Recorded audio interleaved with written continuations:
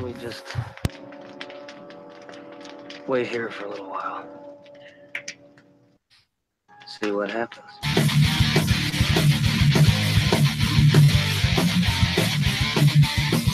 What have you done to it?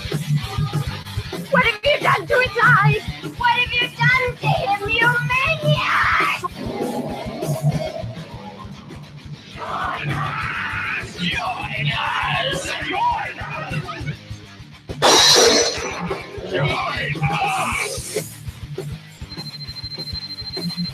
Listen, asshole! Don't you listen, you little bitch. You hang up on me again, I'll cut you like a fish. They're coming to get you, Barbara. Here. Here's Johnny.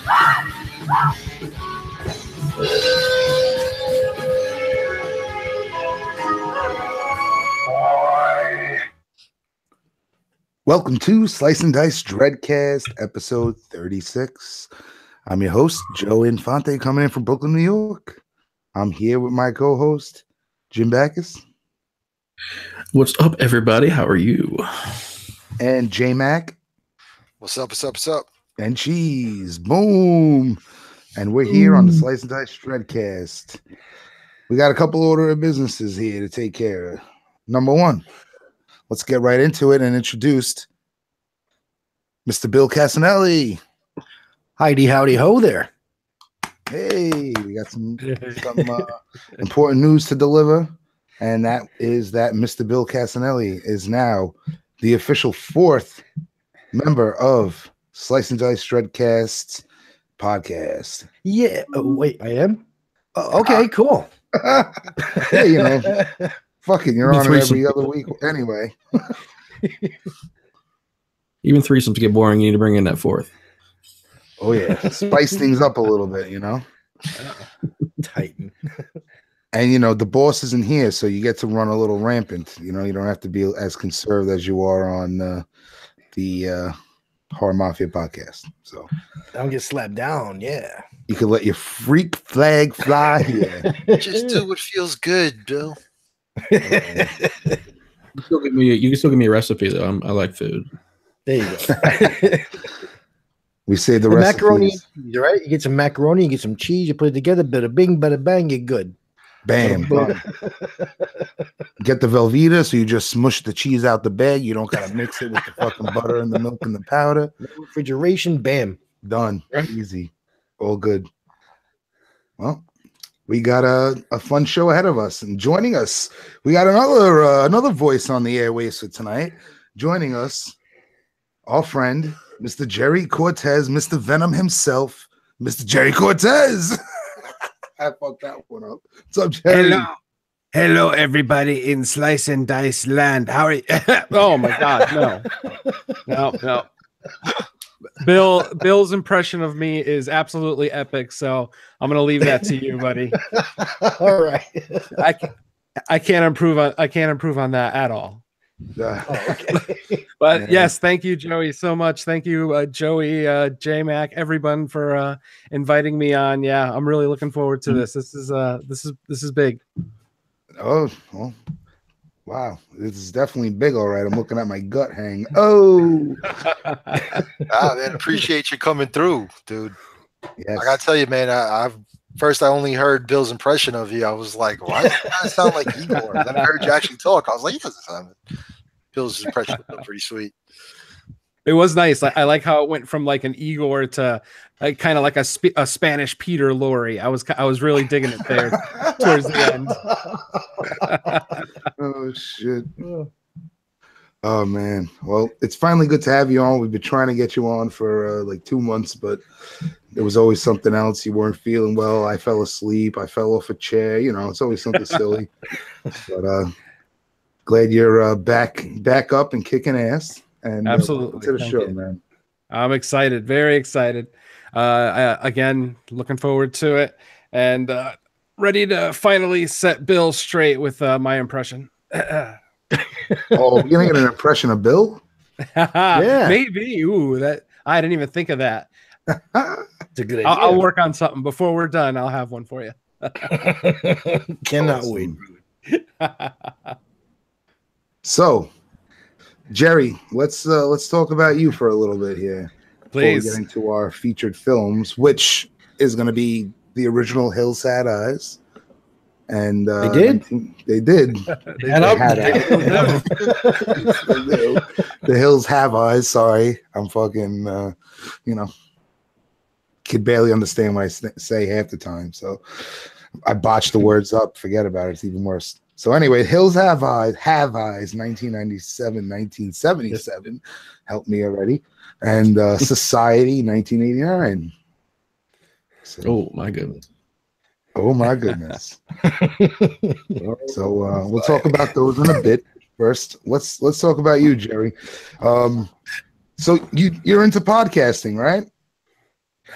Yeah, I'm still kind of a newbie to it. I'm looking at a little over a year now since I had my first appearance with Mr. Mark Nato doing a guttural reaction there just over a year ago. And yeah, so for a year now, I've been working kind of full time with the Rad Radio All 80s podcast, being nostalgic with those guys and talking about all our favorite movies and TV shows from the 80s. And then about halfway through 2017, Mark Nato was good enough to make me the fill-in host for the horror cast. So basically, whenever one of the 4 or 5 main hosts can't make it, for one reason or another, I kind of jump in there. Those guys are confident that I've seen whatever movie that they're talking about because I have a ridiculous library and I'm constantly seeing movies. I mean, I see movies almost every day off from work. I've seen movies at theaters 3 days in a row now just because I'm an absolute addict. So yeah. Please tell me you have Movie Pass. Oh, absolutely. Oh, okay. That's my best fucking friend right there. God damn. A great investment, absolutely. Just ridiculous. Especially out here in LA with all these little theaters that'll do little independent movies and shit. For I know. I remember. That's where I saw Cecil B. Demented in 2000. Exactly. So the fact that all these little theaters, along with all the big chains out here in LA, almost every movie theater out here takes it. So it's absolutely been my best friend. It's already saved me hundreds. By the time I'm done, it'll save me thousands. Yeah, I love the damn thing. So you're residing in LA? Yes, sir. I've been in LA since the year 2000. Went to college in Pittsburgh. I am originally from Connecticut, all the way back east as far as you can go. Got sick of the winter weather living in Connecticut and then going to college in Pittsburgh. So came out to California and basically I never want to see snow the rest of my life. Pittsburgh. I did the opposite. Look at this shit. I'm from Florida. I moved to Maine. Nice. Of all places. Pittsburgh, yeah. I used to date a stripper. She dates at a place in Pittsburgh called Bear Elegance. Do you know that place? Absolutely. There was a couple of them, I believe. Hey, really? This is the strip. They are gone. They're gone. Yeah, probably. I still have boxers in there. Nowadays, if you want to catch a nice time, go out to Club Phoenix, located in Beaver Falls. In Beaver Falls? Oh, yeah. Right off the turnpike. Right off the turnpike. Ladies get drinks for free. Is that right by Cherry Falls? The Cherry Falls right next to Beaver Falls. Oh gosh. We're off to a great start, boys. So yeah, Beaver Falls, beavers. We have all the beavers. So Jerry, Wednesday nights, Jim dances in the GIMP costume from. Oh, I love it. You got the red ball and everything. I got it all. They just drag a trunk out on the stage, and then one of the strippers comes over and opens it, and Jim comes out. He's got dancing like Pennywise.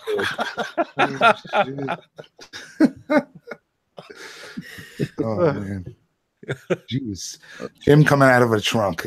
He's got to have the contacts in. Of course. That's all you can see through the fucking black hood is the fucking white contacts busted out.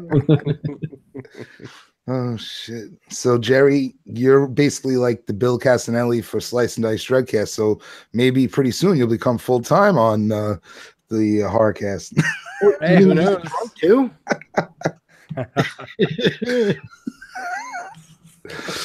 You know? Hey, but so you got the 80s rad 80s rad radio nostalgia. Yeah. You got Horrorcast that you're doing with the guys, and the question is, what's next for Jerry Cortes when he's gonna get into his own show, or what? Any ideas? More than likely, I'm actually working on something that's kind of more along the lines of true crime, because that's another passion of mine. Sword and Scale being one of my favorite podcasts out there. So yeah, a buddy of mine out here in California are working on something, kind of hoping to do something that'll be like a little, just a half-hour, quickie little expose of maybe lesser known crimes, from the U.S. and outside of the U.S. as well. We're hoping to get that running on the ground, going hopefully by summer sometime. And then otherwise, I'm always on the lookout for that, horror spot, a full-time spot on a horror podcast. Horror movies, of course, are my passion. And it's really what got me into podcasting, and it's what I want to do for the long haul. So yeah, always looking out for those guest spots on horror podcasts, and who knows, maybe someday I'll get lucky and get called down to the big leagues. They'll call me out of the bullpen. There you go. It's too bad we can't get nice checks for this stuff, but I know, hey, it shows that we really do love it. So, damn right. It's great. Good times. So let's talk about our usual shtick that we discuss with our guest hosts. So where do you reside when it comes to the supernatural? As you know, Jim, our resident ghost hunter, paranormal expert, and we always, talk about it. Bill's in the middle of being haunted. J-Mac. I'm in the middle of being haunted. And where do you stand? Have you had any experiences? Do you not believe? Like, what's the deal with Jerry and the ghost? Jerry and the ghost.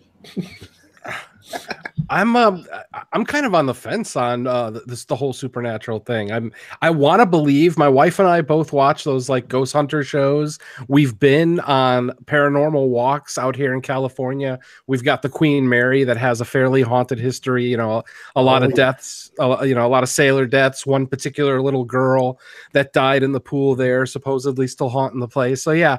So we've done like the midnight walks over there at the Queen Mary. I'm one of those guys where I'm looking for it because I kind of want to believe, but hand to God, honest truth, I have never experienced anything. I've never seen a ghost. I've never seen anything that could even remotely be considered paranormal in any way, shape, or form. So it's one of those things where, because of my horror background, because of my wife's set of beliefs, it's one of those things where I seek it out. It's like I want to believe it, but until I have that, magical moment, that, great experience with something otherworldly, I'm still basically just open to it and looking out for it. Mm-hmm. That's funny because every time I experience something is when I'm not looking forward to it. Yeah, you said that great experience, and I was in my head. I was like, or not so great experience. There's that. Yeah. Could go either way. So, all right. So, basically, we got our two movies. Then, any other questions that you guys have for Jerry?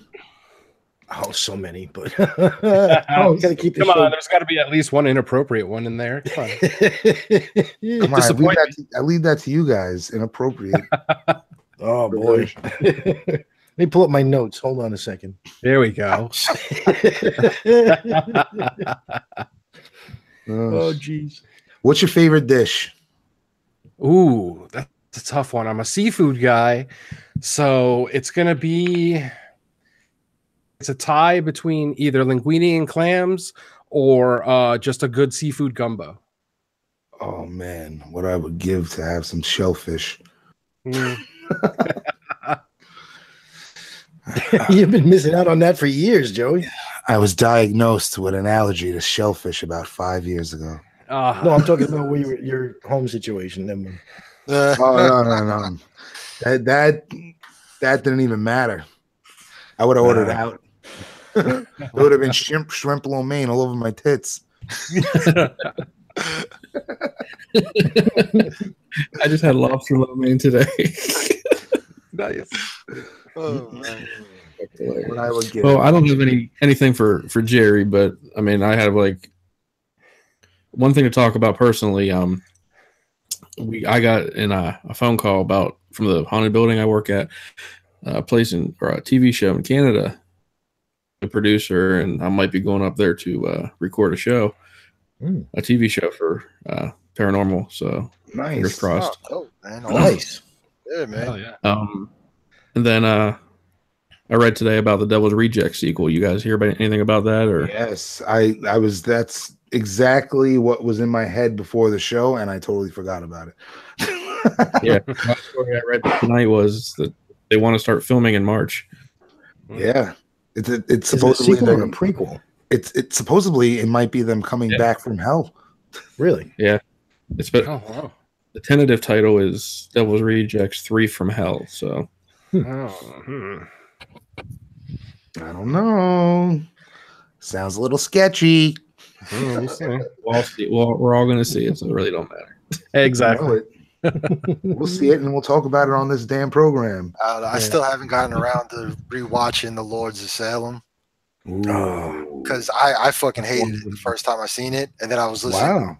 Joey covered it on Death by Podcast, and him and Mike were like, "Oh, the second time around it was so much better," and all this bullshit. And I was like, "Am I really gonna have to find time to watch this fucking movie again to see if it got any better?" All right. Question for you then, Jim. Yeah. Did you get a boner with one of those old ladies naked?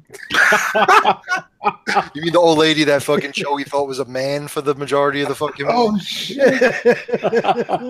Yeah, Fucking, That was where I was going, man. I watched it, and then not too long after that, we watched fucking They Live, and I was like, dude, Meg Foster must be fucking living hard, bro. Like, It's like dripping off her bones. oh, she looks like a fucking old ball bag.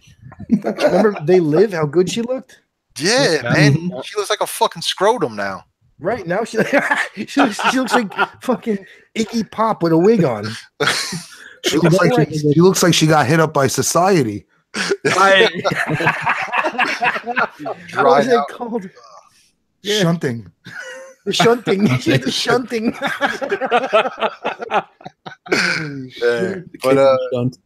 But just real quick, because you guys are talking about food again. I was listening to the I was going from Meg Foster to fucking food. Well, dude, I went from raisins and never mind. Anyway, fucking no, you guys are bringing. You gotta put the raisins in the pinoli nuts in your fucking sauce. I was listening to this morning. This afternoon, whatever the fuck it was. I was listening to the newest episode of Horror Mafia you guys put out. Oh boy! And Bill was doing the fucking hot dog thing, right? And Surprise, man. Yeah, you mentioned the fucking movie Sleepers. Oh yeah. Well, I never said this on the show. I don't even know if fucking Joey knows, but I auditioned for that movie when I was a kid. Did you really? I auditioned for Once Upon a Time in America, for real. They came to my fucking school, and they came to my classroom, and they asked for fucking any kids that were of Irish and or Italian descent, right, to come and like read for it. Nice. So fucking they brought us down, like a group of us, one of our buddies actually got called back to go do it again. He didn't end up getting it. But I remember as a kid being like disappointed, like, oh, it would have been so cool to be in a fucking movie. And then the movie came out and I saw it and I was like, I could not go through my fucking teenage years as the kid who blew Kevin Bacon. Thank God I dodged that. What. I did not see Once Upon a Time in America yet. Oh, really? But another movie I did try out for, I did see in love, even though I was pissed. It was The Toy. Jackie Gleason and Richie Pryor. I've heard of it. I've never seen it, though. Wow, it's a classic in my generation. All right. Great movie. Wonder Wheel. Wonder Wheel. Yeah, Wonder Wheel. But yeah, I guess that was too big. Yeah, so if you ever playing 7 Degrees of Kevin Bacon, you could say, I know a guy almost had to blow him. Holy shit. How many degrees is Kevin Bacon? I don't know. Why don't you take his temperature? It's bizarre because that thing really works. It really does. Oh, it does. It's ridiculous. What, blowing Kevin Bacon? Yeah. That definitely works. That gets you a bit part in the show. You gotta do it while he's doing the footloose dance, though. Just dodging kicks and fucking hands. Oh man.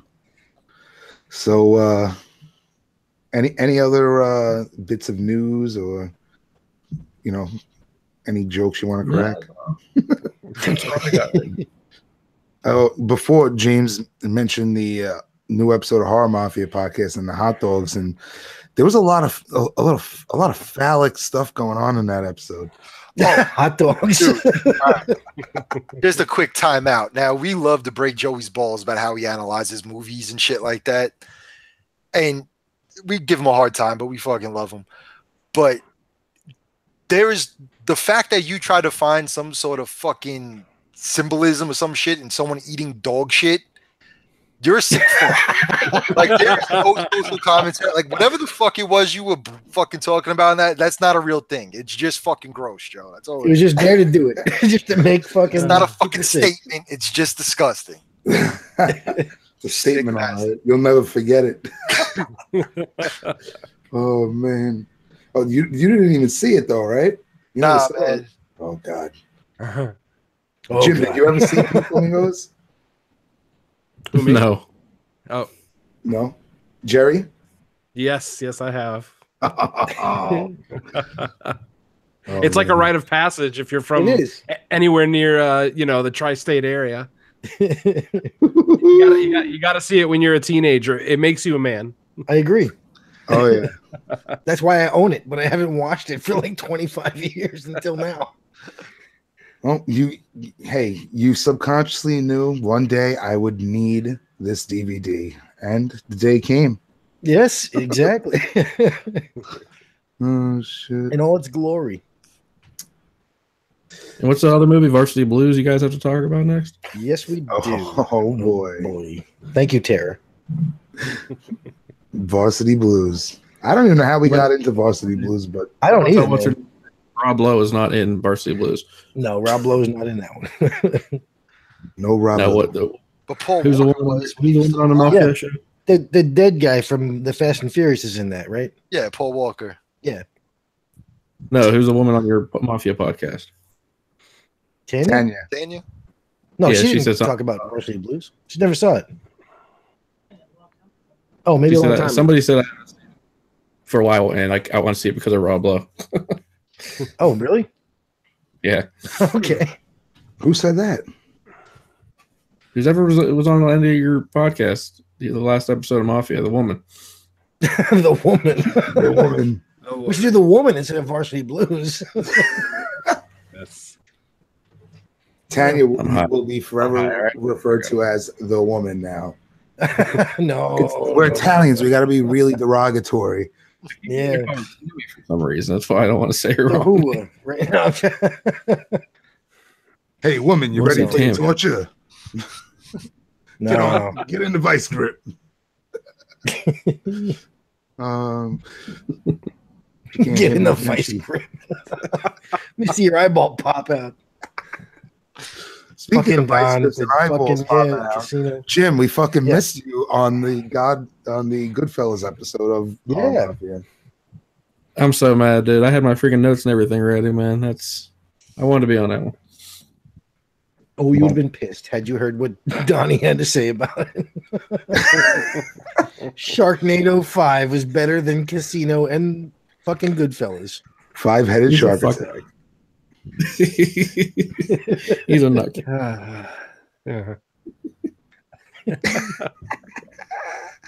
Oh man, we'll have to make it happen another time. Yeah. So, what else is going on? Yo, are they gonna remake The Lost Boys? I I hope hope not. not. Marilyn I heard Manson, rumbling. Marilyn Manson covers the song "Cry Little Sister." Hmm. That's the one by G. Tom Mack. That's his name. Cry Little Sister. Yep. Fucking Thou Eminem has a song where shalt they not- sample that shit. Oh, yeah? Yeah.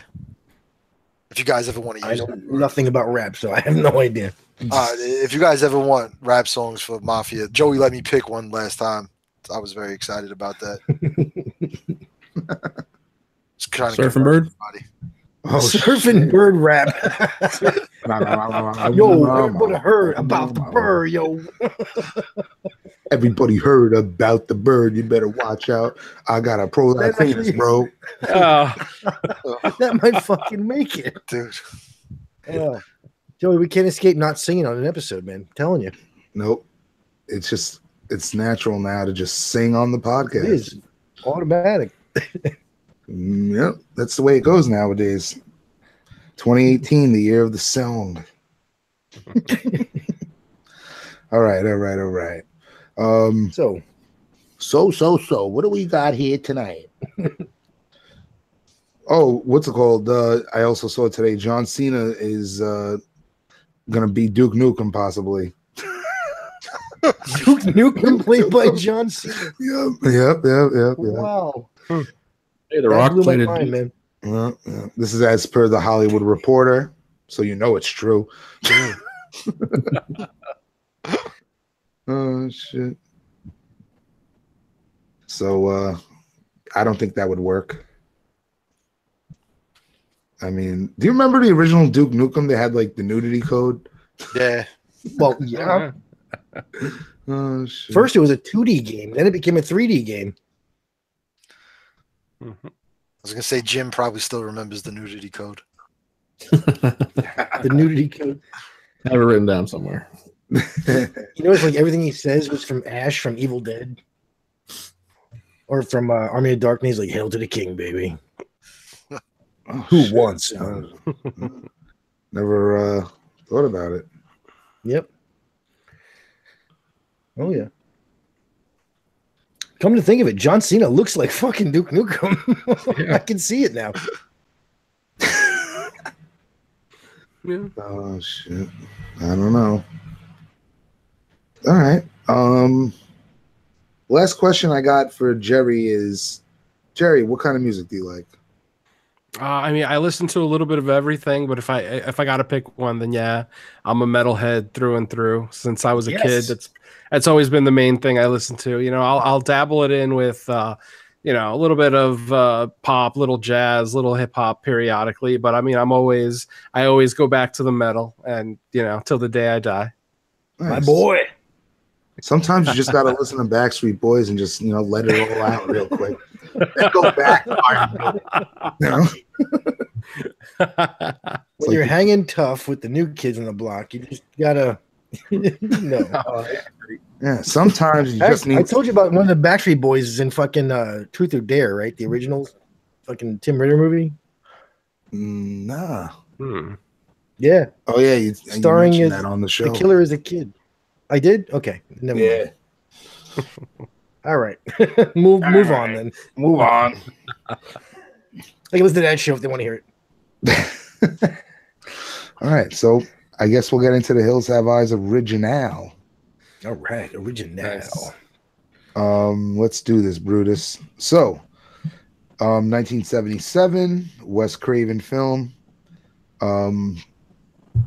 Stars Michael Berryman, of course, right? Notorious for the cover.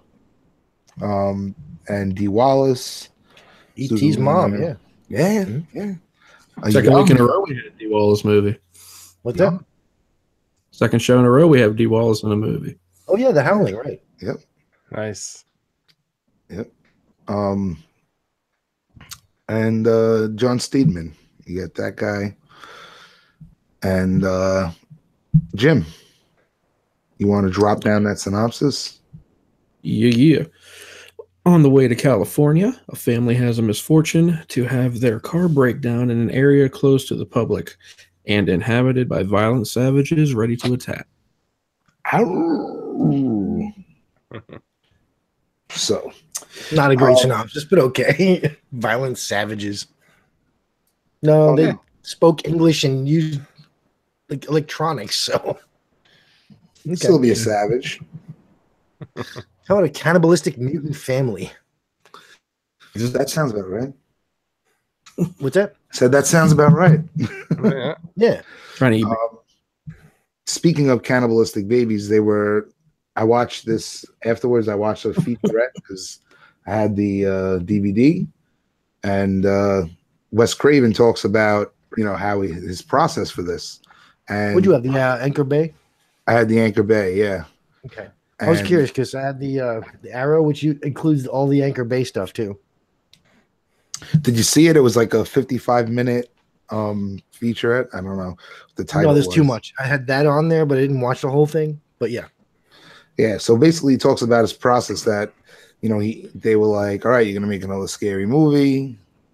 So he goes to the library and he goes to like the murder and mayhem section, and he's doing some, you know, poking around and stumbles upon this, I guess, cannibalistic family from the 16th century. Sawney Bean. Yeah. So that's how that was the catalyst to this. So it's pretty interesting how he took that and then brought it to, you know, he took the Sawney Bean family. Sawney Bean was a person, but allegedly, supposedly it's really like a big urban legend, but go ahead. Right. Well, yeah, it's I guess it's an urban legend, but it's supposed to be like this 50-person group of fucking cannibals that, you know, basically did vicious shit to women, like really brutal things. But they would stop travelers, he said. So they were like, you know, okay, where are we going to film this now? And well, let's go out to the desert. It's going to be cheap, you know? So that's how the locale started to form. And they went out to the desert, him and Peter Locke, and they're scoping out the joint. And next thing you know, they're freaking going to leave. It's like 120 degrees out. They're going to leave and the car doesn't start. Oh shit, they start to panic. On the third try, it turned on though. But can you imagine? You're in the desert all day, scouting out an area, and then your car doesn't start. Yeah. So it was perfect, you know, the way he kind of put this together, and it reminds me of, you know, the way he kind of put together Nightmare on Elm Street, how he takes these different things, and it's basically 3 different things that he smashes together, and then you got boom, Nightmare on Elm Street. So similar things here, and I like hearing Wes's process. Mm-hmm. I'm assuming this was not a first time watch for anybody. No.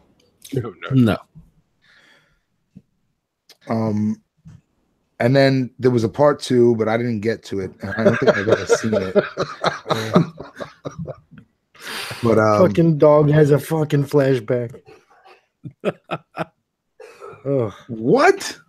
Yeah, and Ruby's the main character. She comes back as like something like Ruth Ann or something. I don't know. Oh, it's about guys who motorbike in the desert because they got some new fuel to make motorbikes faster, and they're zooming around on motorbikes while Ruby's like, "No, let's not go there." I'm like, "Come on, she's gonna go back there?" Yeah, no. Oh, she's with the motorcycle game. Yeah, and there's a bunch of flashbacks, and it's like, ugh, and it becomes the same movie again. Mm-hmm. And Michael Berryman survives. Yeah, Michael Berryman survived the attack from the dog, and yeah, oof. I'm sorry, I couldn't let you watch that. Yeah, in fact, Wes Craven says he denounced the movie because it was a cash grab. He just tried to get the money. So yeah. Well, he apologized though, because you know the remake of Hills of Ice. Mm-hmm. He did. He actually wrote the screenplay of the Hills of Ice Part 2 remake with his son. Oh God. Oh really? So, yeah, that was his apology for his Part 2. He should have apologized harder. I have this brilliant idea. Give the dog a flashback, and then we'll make Ruby the. How about bring the baby back as like a teenager? I don't know. No. Wow. So bad. That's nuts. You're welcome for me telling you not to do that. Thanks for helping me dodge that bullet, man. Yeah, please don't ever watch that movie. It's so bad. Oh, if you want like 2 hours of people driving motorcycles through a desert and then flashbacks, yeah, go for it. Yikes. So let's get some initial thoughts from some of the other people on the table. Let's start with our guest tonight, Jerry. Well, I don't remember exactly the first time I saw this. I had to be about 12 or 13, so it probably makes it about 82, 83 first time I saw it. And man, it definitely had a punch. I mean, I saw things I had never up to that point seen a baby actually be attacked by the antagonist in a horror film. So that definitely kind of threw me for a loop the first time I saw it, and just how callous the cannibal family are. Just the way they just dispatch the girl, the girl in the trailer where they just shoot the mother, basically the baby's mother. They just dispatch her so callously, and it's weird because when you watch a modern horror movie, especially a modern slasher, a lot of our modern slashers have a charisma. They have a charm to them. They're usually not necessarily mean killers. The killers in The Hills Have Eyes are flat mean. They want to inflict pain. They want to inflict mental torture. And there's a realism to that you can't duplicate, with a guy with a pizza face and a glove with knives on it, or a 6'9" guy with a hockey mask. You can't duplicate that type of realism that you get the first time you watch The Hills Have Eyes, especially if you saw it when it was fairly new. Admittedly, if you watch it for the first time now, I have to admit it probably doesn't hold the emotional punch that it did back then.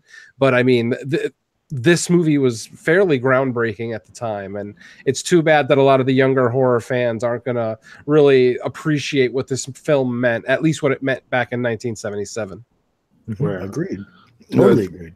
When you in the featurette, right? They were talking about how on set everybody was walking around saying, "Kill the baby, kill the baby."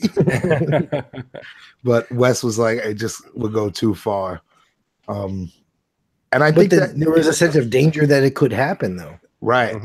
And I think that keeps it better. Keep the tension there.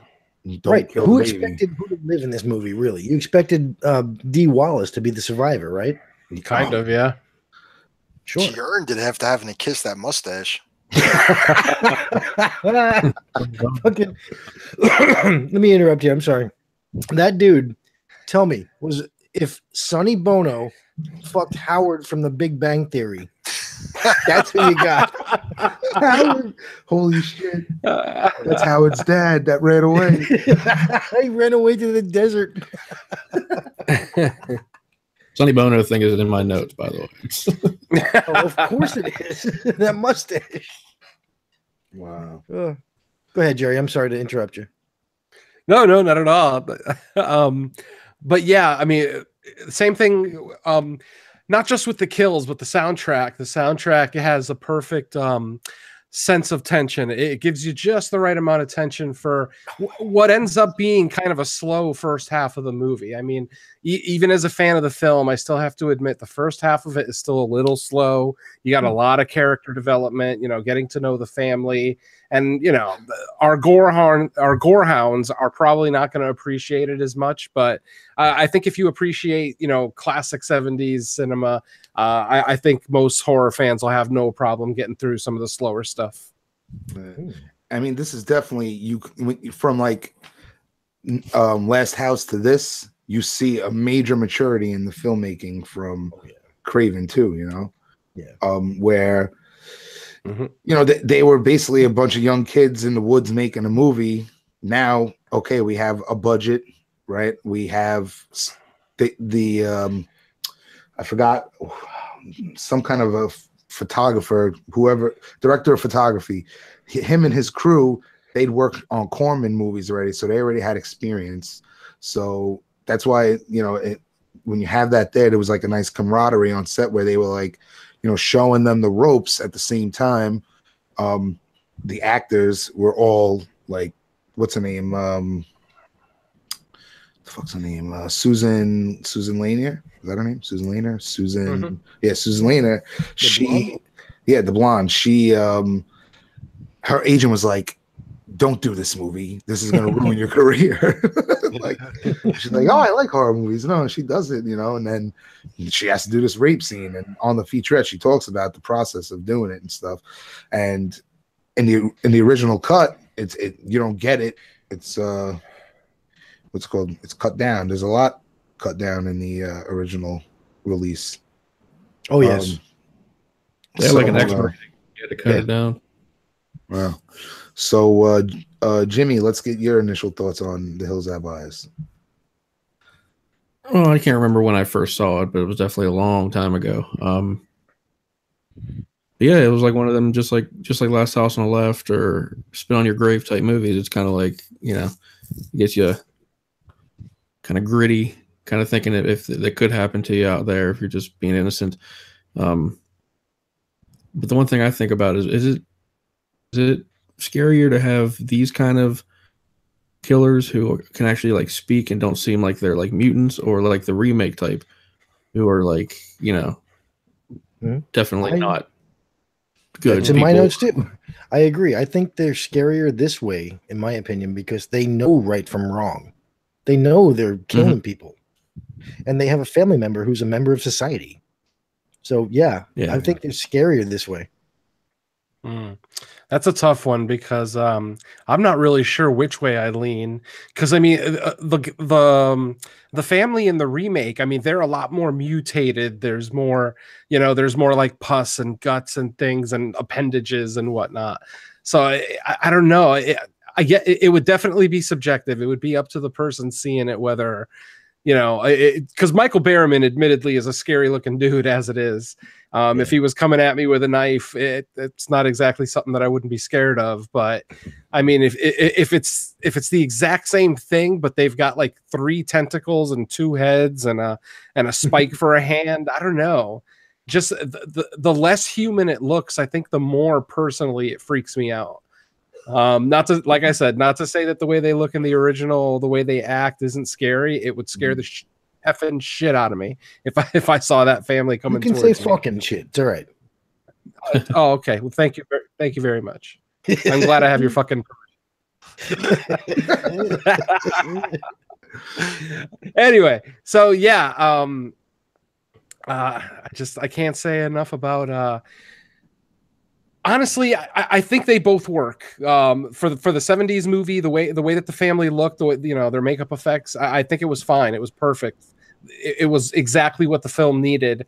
And I think for the remake, I think they needed that little bit extra just to get the younger audience's eyeballs on there. So yeah, honestly, I think they both work. And on any given day, one can be scarier than the other to me.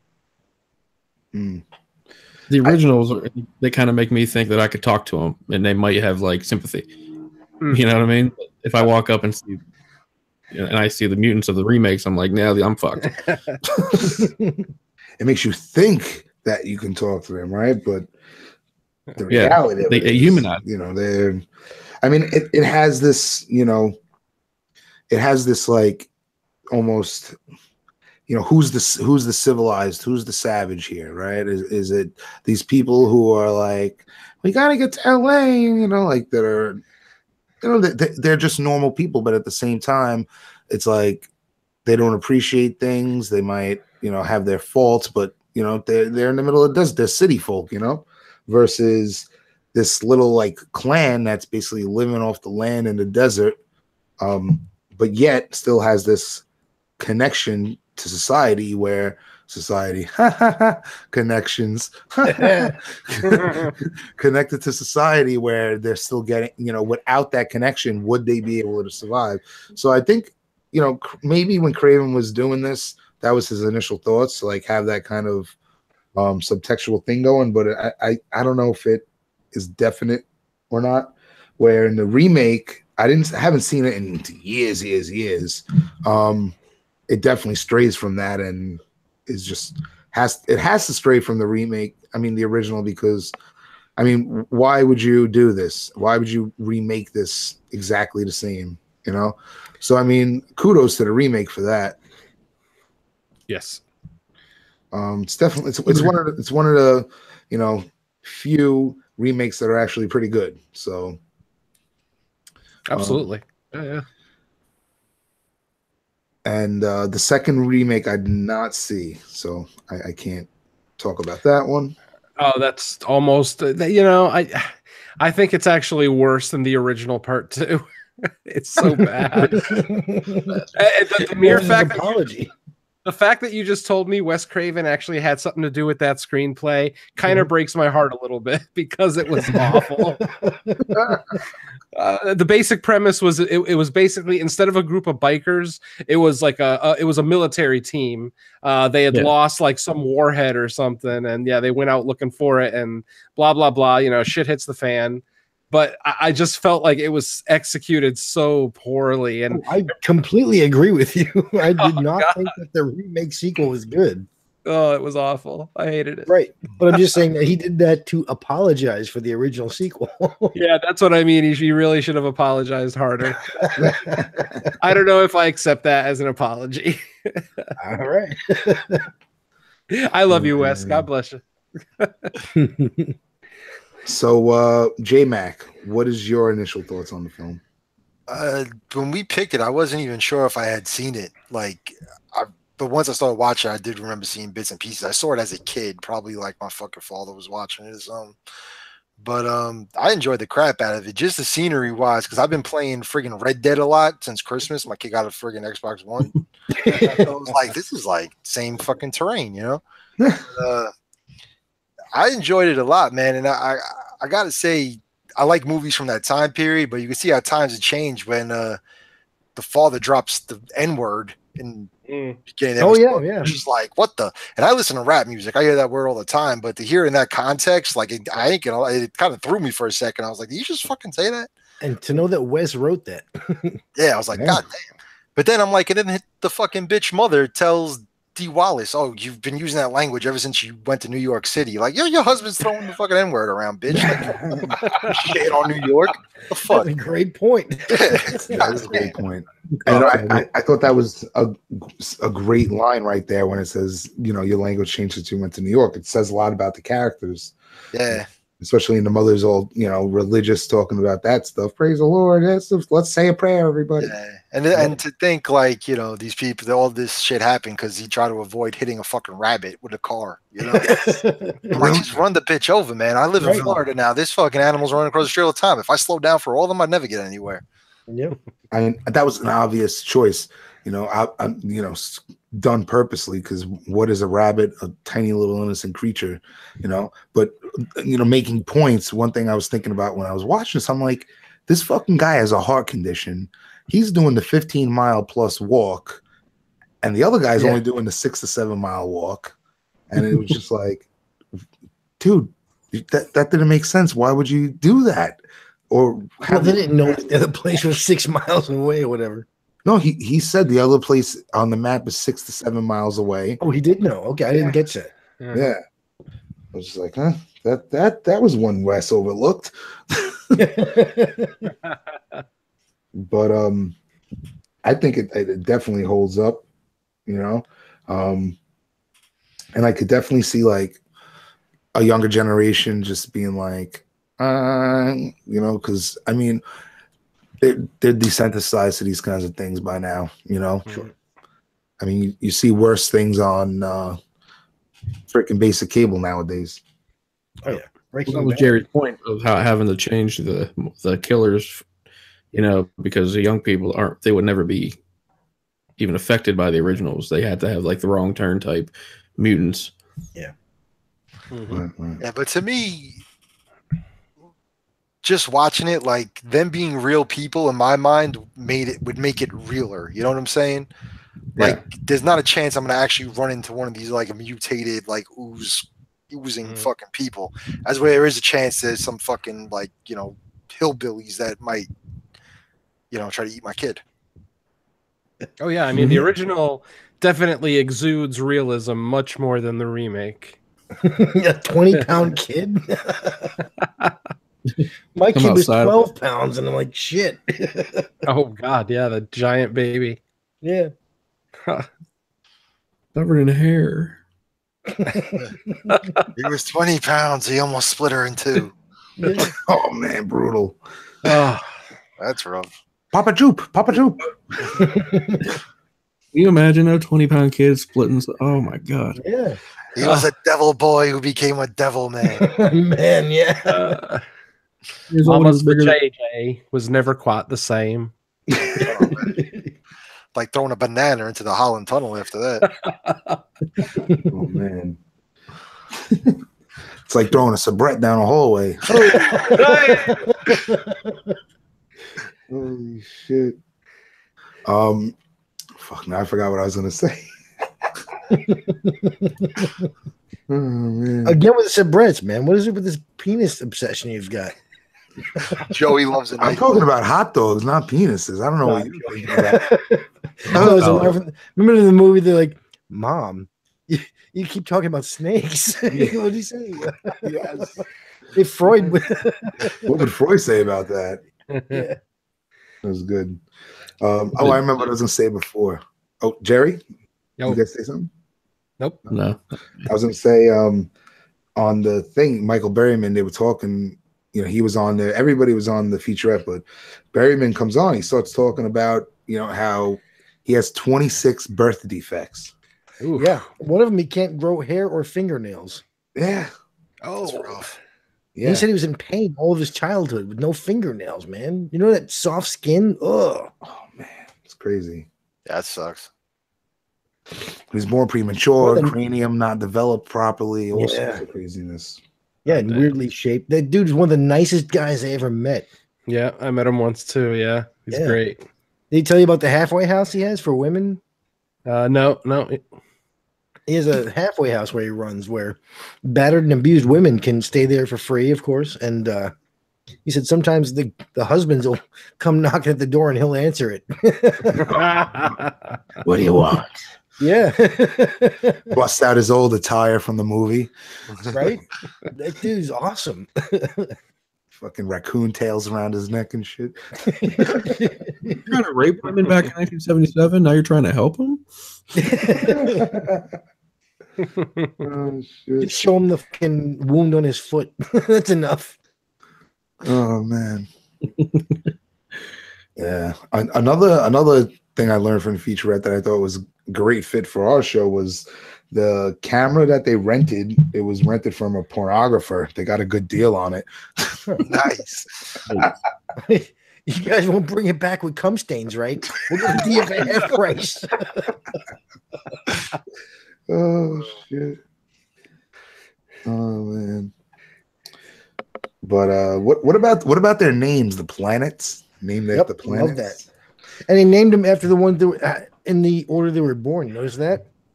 Oh, interesting. They had Mercury, who was the retarded one. Then they had Mars, who was like the big, strong one of the family. Then they had Pluto, the baby. Because remember when he said he was raping the girl? He's like, when you become a man, then you can do this stuff. So they're like alluding to the fact that Pluto was the baby of the family. Yeah, well, yeah, because Pluto's the last one, right? Right. And it's like the least known about because we not. Yeah, but what the fuck's up with Ruby? Why? Yeah. Well, I think about it, right? She's like this shining light in the family. She's this jewel among the animale, right? She's, she's basically like this little bit of hope, I mean, I don't know what the name Ruby means, but like I know Mars is the god of war, and that was the character who was like, oh yeah, good gung-ho call. crazy, but like also like lives in the shadow of the father, like can't be that man that Papa Jupe is. Right, Jupiter, yeah, the biggest one, right? The biggest one, right? So, I thought that was interesting, but yeah, Ruby. Now, what does Ruby name mean? That's Right, a there's good no question. planet Ruby. What the fuck? That's a what I it's a jewel, right? I know that a ruby, right? Well, Ruby's Shines. red, so maybe because she was covered in blood when she came out. I don't know. Oh yeah, It's a ruby, man. It's red. And it shines. Let's not eat this one. I don't know. Mercury, don't eat a toad. They're right. oh shit. Oh yeah, the mom. What about her? The big fat fucking whore that he stole from the city. Big fat fucking whore. Yeah. Yeah.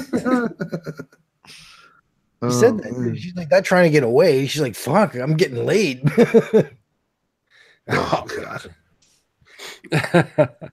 They never said her name either. It's like Mama what? The sun? So, Not a planet, but fucking huge. Bigger than Jupiter. Bigger than Jupe. It gives Edith a run for her money in Flamingos.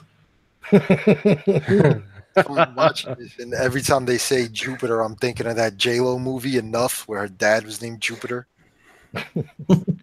I saw that movie, but I don't remember the dad's name. His name was Jupiter. I remember I actually liked it when I watched That's it. a good movie, man. Fucking J-Lo, she rocks. Oh yeah. Okay. Who's worse, the mother? Next episode, Anaconda, I know, I've been trying, man. All three of them. the franchise. Oh, God. Jerry's like, I'm out. Who's the mother in this or the mother in society? The fat mother. All right, Jerry, there's your question. Who would you rather do? Rather. I don't think there's any question. With a gun pointed to your head. Yeah, society, because that one don't stink like fucking horses. I hope so, yeah. Horses. I showed Tanya fucking Last House on the Left when the rape scene. She's like, "Can you imagine that smell from Mars?" Oh man. Yeah, the uncle, the grandfather tells Ruby she smells like a horse. Right. Beginning. Yeah. At first, I was, all right, I'll wait till my turn. Go ahead. It is your turn. Go. Oh, at first I was like, she goes, Grandpa Freddie said this. I'm like, what? Grandpa? Oh, yeah. I forgot that was about great. that. Very subtle. I love it. Yeah. And then I thought, wait a minute, Freddie with a hat and a red something shirt? Yeah. Who's right there, Freddie K? And then I thought about, Freddie was based off some pervert that was out his window. So Wes Craven saw that as a kid. Right. So he never forgot an old man with a hat with the red and something shirt. Yep. So then I thought about the fucking brother, Bobby. Was it Bobby? Yeah, Bobby. Remember when you first see him and he's like doing some with his sister? Oh, yeah, he's like doing gymnastics in the fucking desert. Yeah. With those short shorts. I'm like, what? Is this the most gayest fucking character you've ever seen in a slasher movie back then? He named his dogs Beauty and the Beast. So yeah. And then there's a part where he comes out in his shorts and then he's chasing Beauty around. He's wearing jeans. I'm like, what? nothing. Like nobody could tell him to stop chasing the fucking dogs into the friggin' hills. But I hated that character. Like, kill fucking Bobby now, please. Just die. Why not, bitch? Yeah, no, he don't die. But the sister, she turned out to be great from like this little stupid dizzy blonde, like teenager, into this fucking Home Alone trap making motherfucker. She was awesome. I didn't see any paint cans. But seriously, the trap she made was fucking brilliant. She was good. Well, so give her credit. I honestly thought I've not seen this movie in like 25 years or so. So seeing it again, I'm like, oh yeah, I forgot that Dee Wallace is not the star. She's gonna die. So I was like, wow, I forgot about that. Good call. Because they make her out to be like the one's gonna live. Right. No, her dumpy fucking husband with the fucking the mustache. What's his name? I forgot his character's name already. Oh shit, I don't remember. Like fucking Bone Sam or stash. something. Hey yo, mustache. Yeah, I think I just made that up. Doug. Doug. Yeah, Doug. What about how quickly everybody starts getting knocked off? Yeah. Oh, and the scene where he like pulls the fucking the head off the fucking bird. Oh yeah, drinks Mars. It's nuts. Yeah. That was cool. That was unexpected again. I saw it as a kid and I remember that. But for some reason I don't remember it happening again. So yeah. There's a Finch. He just pulls that head right off like a pop top. So, yeah. Like a pop top. It was. I'm watching it All now. right, but I gotta say, the fucking blood in the 70s, every movie made in the 70s had this paint looking blood that sucked. What's up with that? Romero's are like that too. Yes, even Dawn of the Dead, my favorite movie of all time. Mhm. It's like, why? Was film so bad that you had to really distinguish blood from something else that was red? I guess I don't so. know. That scene with the bird, though, the whole time I'm thinking fucking Dumb and Dumber when they taped the fucking bird's head. Give to the blind kid is no yeah. Mike. Pretty bird. Fucking. Hi, Polly. Cracker. Yeah, I took from that the guy doing fucking cartwheels in his short shorts in the desert. And Short. his blonde sister. Yeah. Yeah, when you're watching it, you know you think she's just fodder for the family. Of course, that's what I mean. You don't know who's gonna die. You know, you're not expecting D. Wiles to get it. You're not expecting the mother to get it like that. Boom! All of a sudden, she gets banged out. And when they came in, you expect, oh shit, they're gonna kill the baby. So you actually think there's a chance they would kill the baby. Oh yeah. Oh, another thing is I wanted to mention. My notes was, remember the half ripped Jaws poster there? That was like right next to the baby's fucking bed. That catalyst for the when what's his name? Sam Raimi did Evil Dead. He was saying that Wes Craven was trying to rip Jaws in half, saying, "Oh, this is a pop culture horror movie. It sucks. This is real horror." So Sam Raimi took a poster from Evil Dead and ripped it and put it in the basement in Evil Dead, saying, "No, your movie's pop culture, and this and that." And so it like started like not really a war, but like a joke between each director. Mm-hmm. So anyway, just thought it was cool to mention. Well, I think this does encompass real horror. I mean, this could, especially in the 70s, you're driving your fucking station wagon through the fucking desert, no gas, no place to stop for 200 miles. That's fucking scary, you know? And then look at the locale. It was like fucking prehistoric times looking like that with those rocks. Holy shit. Yeah, it looked great, right? It looks like where Fred Flintstone used to pick up boulders with a brontosaurus, you know? Yeah. Look great. I was impressed, I gotta say. I think I watched it, I don't know, 2 years ago or something, like one night, falling asleep to it. I didn't get through the whole thing probably, but watching it the other day with, critical eye, I think it holds up still. What, we're talking 41 years later? Jesus, Christ. What gets me about it too, when I was growing up, all we did was take road trips for vacation. We didn't fly or anything. So I think to myself, damn, this could have happened. Like we did break down before. We did have car trouble. Like, just what was stopping some family from coming out and trying to kill me? Yeah. It's freaking crazy. It's and like you see throughout the movie the progression of like the family breaking down and losing it, where in the end Mustache is like just as primal as they are, But I think they had an alternate ending on the DVD. So the alternate ending on the DVD switches up Papa Jupe's death and Mars's death. So what it does is Papa Jupe dies first, then Mars. And the other one, Mars dies first, and it's edited to where Papa Jupe gets dragged, with the booby trap, and all that happens. And then there's like a little scene where the dad meets the girl and Bobby, and then Ruby joins them, and Ruby is holding hands with the blonde girl, and then the dog is by their hands, and it ends with this like happy ending kind of deal. And that doesn't work, man. Like in the end of this one, they survive, but that last shot where he's just mounted on him, shoving the knife over and over and over, then it cuts to the credits. I was kind of hoping though, like he'd stand up and like, pull Ruby to him and start making out with her over a fucking dead dad's body. Like triumphant shit, to go out. God. You see her mouth? I don't think she's getting kissed anytime soon. Hey man, you gotta do what you gotta do when you're in the wilderness. And also, wasn't that like the longest burning campfire ever? He threw like one log on that fucking thing the whole movie, and that thing was like 4 feet tall the entire time.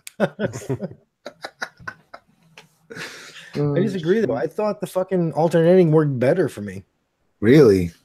Yeah, I thought they're trying to save the biggest killer for last, and that was fucking Papa fucking Jupiter, man. And it worked because it shows them kill him last and then show a happy ending, which also segues into the next movie, which the sequel, where it shows why they have Ruby, as part of them. So I don't know. So what, the family is in part 2? No, but Ruby is, and she she's civilized. Joined society. Right? Yeah, she civilized herself and shaved herself, and she looks good. She's a model. She's a model now. I mean, that could have happened regardless. People, we're pretty well. No, I don't like the cookie cutter ending. Yeah, I agree. I know you don't like the cookie cutter. I don't too. Also, but the fact that this one would have benefited in my, I don't know. I saw both endings at the same time, like you. And I thought that one made me feel more like it was a complete movie. You got closure.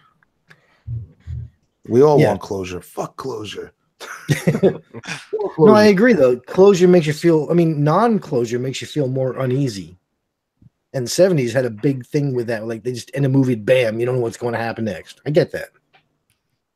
But for me, I like the alternate ending better. The way they did the scenes in reverse and bam. So, yeah. Cool. Either way. Yeah, I don't know. I disagree, but that is okay. That's what it's all about. Agreeing to disagree. Of course. But, what's it called? The ending, like the dog's faces in between their hands, and it's like the blonde girl's holding Ruby's hand, and it's just like another thing too. All right, you're the father, right? You just got your kid back. Would you be like one of the cannibals? Here, hold my baby while I do this. Yeah.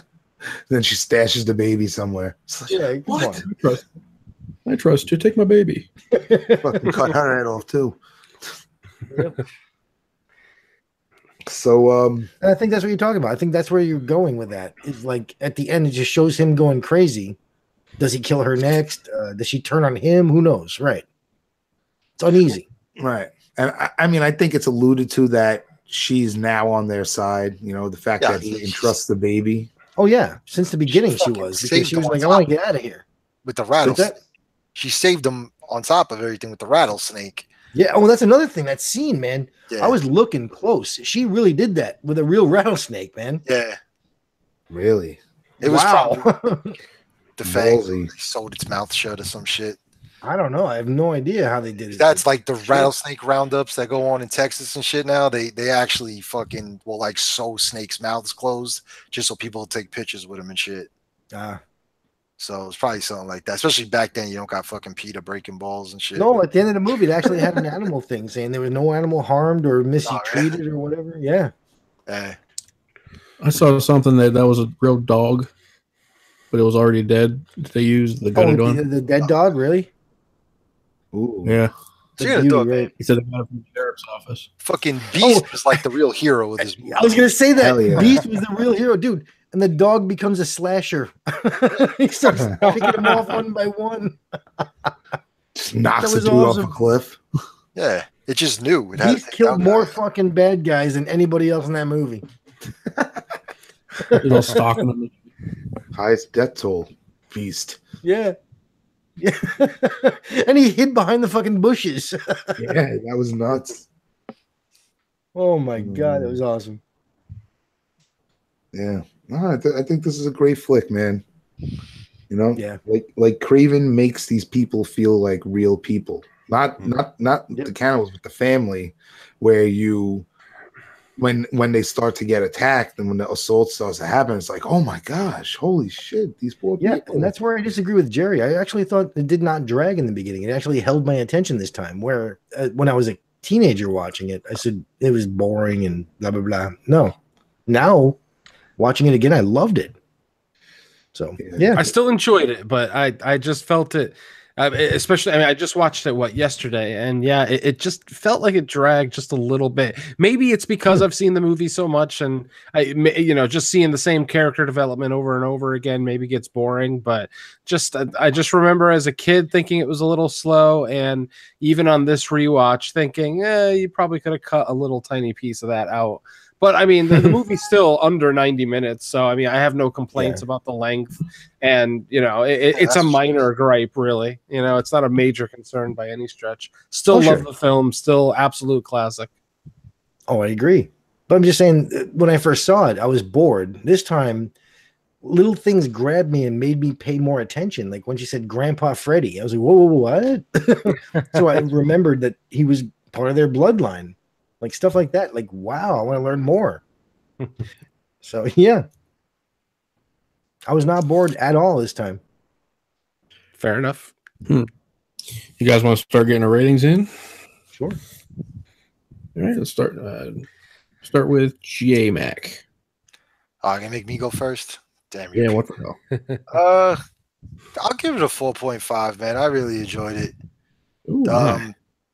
Yeah, the only thing I say that Bobby was a terrible shot. Right? It fucking sucked, man. That dude was wide out in the field, and not like he had a perfect chance to shoot that bitch when he was running away, and he just fucked it up. Yeah, fucking Bobby.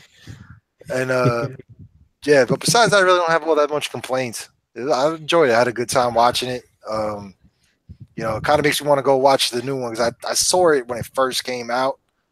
What was it, 2006 one? Something like that. Yeah, and I saw it when it first came out. I didn't remember much about it, but maybe if I get time, I'll go check it out. But yeah, man, I like that shit. Sweet. Bill? All right. Originally, I was going to give this a 3.5, but then I remembered one scene in particular where there's a scene where Mars had the gun in the lead, the blonde girl, her mouth, and then pulled the trigger. And that was a real fucking gun. You could see it. It actually really clicked. And for that alone, it gave me a half a point extra. So I bumped it up to a 4 out of 5. Nice. I'm with you at a 4 to 5 here. I think it holds up. It's solid, storytelling. I think the pacing works, although I do see where Jerry's coming from with the beginning being a little slow, but I think that's due to the exposition and the character development, so you could really feel and sympathize and empathize with this family. But, it definitely, like I said, kicks ass, man. I mean, it's scary, frightening. I think it still holds up to that. Now, again, I could see people, youngsters being desensitized to this, especially because I feel like people don't travel like that anymore. Like, it's 41 years later. Everybody's going to fly to Los Angeles. It's, a lot more economical nowadays. Mm-hmm. So, like Jim says, we used to go on road trips all the time. Of course, back in the day, that's what families did. Could you imagine a family of like 7 or 8 people having to fly across the country? Forget about it. It cost a fortune. So, I could see, I guess due to the time frame, right, the specific era, to holding it up to youngsters today, some things might not click. But like for us, I guess because it was part of our time, our generation, that stuff still works. But that's why they made the remake, I guess, and did what they did, which again, the remake definitely holds up. And although I haven't seen it in years, I do remember enjoying it. So anyway, 4 to 5 for me. All right. Who do we got here? Jerry? Yeah, I'm right there with. Are you or who? Huh? I'm sorry. Go ahead, Jerry. All right. I pretty much am going to echo what Bill and Joey have said. I'm giving it a 4 out of 5. Still an absolute classic. Still just an absolute masterclass in tension and just being uncomfortable watching some good 70s horror. Despite my minor gripe with some of the slower pacing in the first half, maybe the first act of the film, it comes together nicely in the second and third acts. I have no major complaints about the film. So yeah, it's still a 4 out of 5 in my book. All right. Jimmy? Yeah, I'm going to say 4 out of 5. It still holds up for me. I haven't seen it for a while, but everything about it is what it is, and it delivers, the fear and all that kind of stuff, the character development. Yeah, like you said, 41 years later, still watching it now. It's, that speaks volumes. The remake, I know I enjoyed too. But yeah, this is definitely its own, it holds up on its own. All right. And lastly, J Mac. I went already, Joe. Oh, okay. I missed that one. Sorry, I'm burnt out. And that's that, folks. Hills Have Eyes, 1977. Check it out. All right. I'm sure most of you have seen it already, but revisit it. Mm-hmm. Yeah. All right. I believe we're going to take our first ever break on Slice and Dice Dreadcast. What? Yeah. J-Mac has requested energy drink break pee breaks, so we'll have a little diddly or something here, and we'll be back in a sec, folks. Be back in a second, folks, with the 1989 Film Society. All right. Well, quick break, I guess, and. Man, I wish I would have known that. Would have pissed then. I paused recording, so we're ready to go back in. We'll do one count and then go right back in. Yeah. All right. Cool. I'm gonna go urinate. All right, go urinate. I will go drop these 2 Bud Light cans in the garbage and see what's in the fridge for a drink. Probably a soda.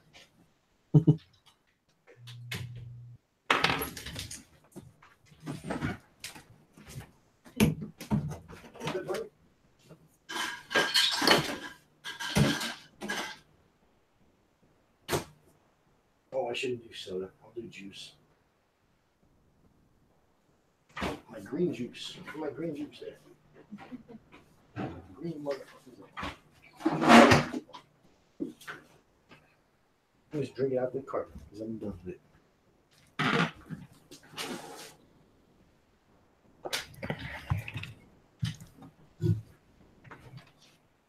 All right.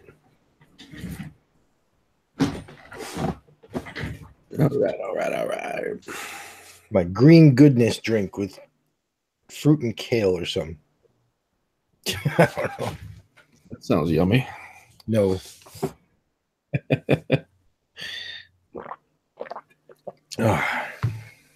Jesus Christ.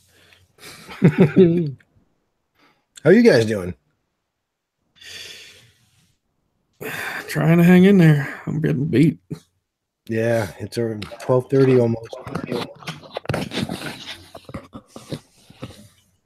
I think we can just go ahead and fast forward to the last 15 minutes of this movie and just talk about that. Not the sound recording? No. I wanted to be there when they recorded it. Yeah, that would have been fun. I never saw an orgy where I wanted to be part of it so bad, and then I didn't. You're like, yes, yeah, no. No. Back. Mm-hmm. Oh, gosh. Poor Blanchard. Oh, my God. He would not get that check. What the fuck kind of shit? I know, that? Right? What the fuck? Oh.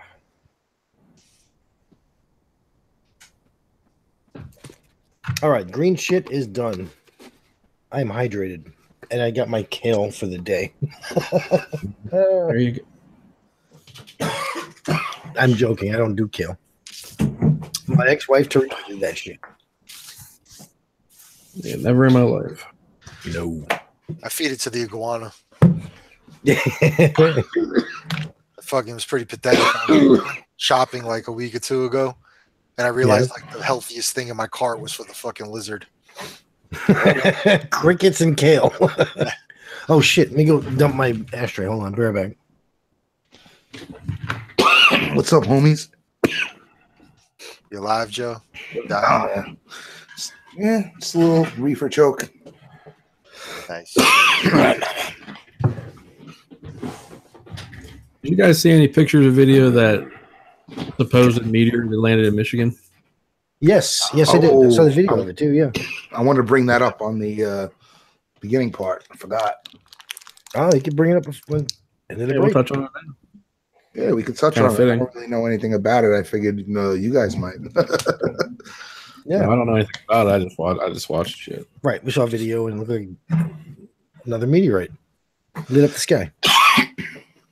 Fucking laser beam. Mm-hmm. Everybody's here? Fucking aliens, bro. Yep. Yep. Yeah, I'm here.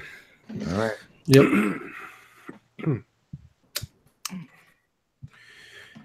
Should we talk about that, or do you just want to get to the movie? I don't really have anything else to say about it. I just wanted to see if you guys saw it. Oh. All right. Let's just get down and dirty. 5, 4, and welcome back to Slice and Dice Dreadcast. It felt weird taking a break during the show, but we did. So we are going to talk about our second featured film for the evening, and that would be 1989's Society. This one was directed by Brian Usna. And Jimmy, you got a little something for us? Yeah, a real little something. An ordinary teenage boy discovers his family is part of a gruesome orgy cult for the social elite. Yeah, Just so you know, on IMDb, that's the film synopsis. Oh, yeah. Well, this one was crazy. interesting. This is a first-time watch for me. Jim, first-time watch? Yes. J-Mac? Yeah. Bill, I know you've seen this. Oh hell yeah, I've seen this. And Jerry? Oh, not remotely. I love this movie. Okay, so you've seen this. All right, so... Oh, yeah. All right, well, let's get your initial thoughts since you love this film. And you're our guest. Let's hear it. Well, I'm a huge fan of Brian Usna. I'm obviously a big fan of Reanimator and From Beyond, two of my favorite movies ever. But this one, I will admit that this one is the least feeling Brian Usna movie that I think he's ever made. Most of his other movies have a certain, I don't know, it's hard to really put into words, but something about the supernatural element to it. Whereas this one had more of a psychosexual feel to it throughout, at no point in the first hour of the movie did I think, at least the first time I saw the film, did I think that there was anything really supernatural so much as just really hypersexual. And I think that's what Usna's going for. And I think that's a little bit of the commentary too, a little bit of the social commentary on this film on, how, pain and sex are the same thing to some people. And I think he might have been trying to make a point with that. Maybe not. I could be wrong. But yeah, overall, I just love his films. And, this was no exception. Absolutely loved it the first time I saw it, mostly for the effects. I will admit this isn't the greatest story by any stretch on paper, but once you see the finished product and you get to see that awesome third act with all the cool slimy effects and all the crazy shit going on, I mean, the horror, the gorehound in me can't help but appreciate this movie. Bill, you've also seen this one, so let's get your initial thoughts. Yes, I saw it when it first came out on video here. I have no idea what year that was. It may not have been 90 or 89. It might have been later. But I loved it too. I said, wow, it's a paranoia movie. I love that. And then the last 20 minutes of the movie are just insane. Screaming Mad George effects. Gotta love him too. Love Brian Usna. Reanimator is like one of my favorite movies of all time. And funny story, just last year, I was working. I have another job where I work for a game company called Steve Jackson Games. And I was at PAX East working the booth, and one of my bosses from Steve Jackson Games is a guy named Guy Himber. And he's like, yeah, I used to do special effects in movies. I said, what? He's like, yeah, I used to work for Rick Baker and all those other teams. I said, what? He goes, yeah, my first movie was called Society. Have you ever heard of it? I'm like, dude, I fucking love Society. So yeah, so I know somebody did part of the effects for the last half of the movie. So that greatened and heightened my experience watching it this time around. And I gotta say, paranoia movies are okay in my book, and then when you give the money shot at the end, like the 90s had a lot of these movies, like The Cook, The Thief, His Wife and Her Lover. What other movies like had a really good Eat the Rich? So if you're like a gore hound, you wait until the third act to see the good stuff. So yeah, that's my experience with Society. Oh, and look up Guy Himber. He's been doing a lot of movies. All right. Jimmy. So you've never seen this. J-Mac's never seen it. I've never seen it. Let's get your initial thoughts. Oh man. I mean, how somebody didn't win an Academy Award for Best Acting, I don't know how, but What? Unfortunately, the Academy watched the movie. So yeah, the Academy saw it. I also wanted to bring in one more thing. I don't know if you guys knew, but the lead character who played Billy is the son of Dick Warlock, the guy Billy who played Warlock. The Shape. Okay. Yeah. All right. Cool. anyway, the last 15-20 minutes were definitely made the film. There was no like real surprise. You knew something was going on. You just didn't know what exactly. So the end was kind of like a big payout. So I love the effects, and like I said, anything has to do with shows me some titties is happy. It makes me happy. So. Got a little bit of those people could have done with. But yeah, it was an experience. I'll put it that way. It's a great way to put it. It's funny because when I see some imagery in movies that I've seen like online, I didn't know what they were, and I finally see the movie. I'm like, oh shit, the ass face scene is something I've seen before, but I didn't know where it was. Butthead. Yeah. So when it happened, I was like, oh shit, this movie. Well, who else other than like Screaming Mad George could do those effects? You were right, Billy. I'm a butthead. It was so awesome. Starts farting with his mouth. That was great. That was great. And J-Mac, initial thoughts? It was cool, man. I know that Jim is gonna be on Tinder looking for like circus contortionists now. Tinder or Grinder? No, I'm joking. He's gonna be fucking camped outside of a Cirque du Soleil.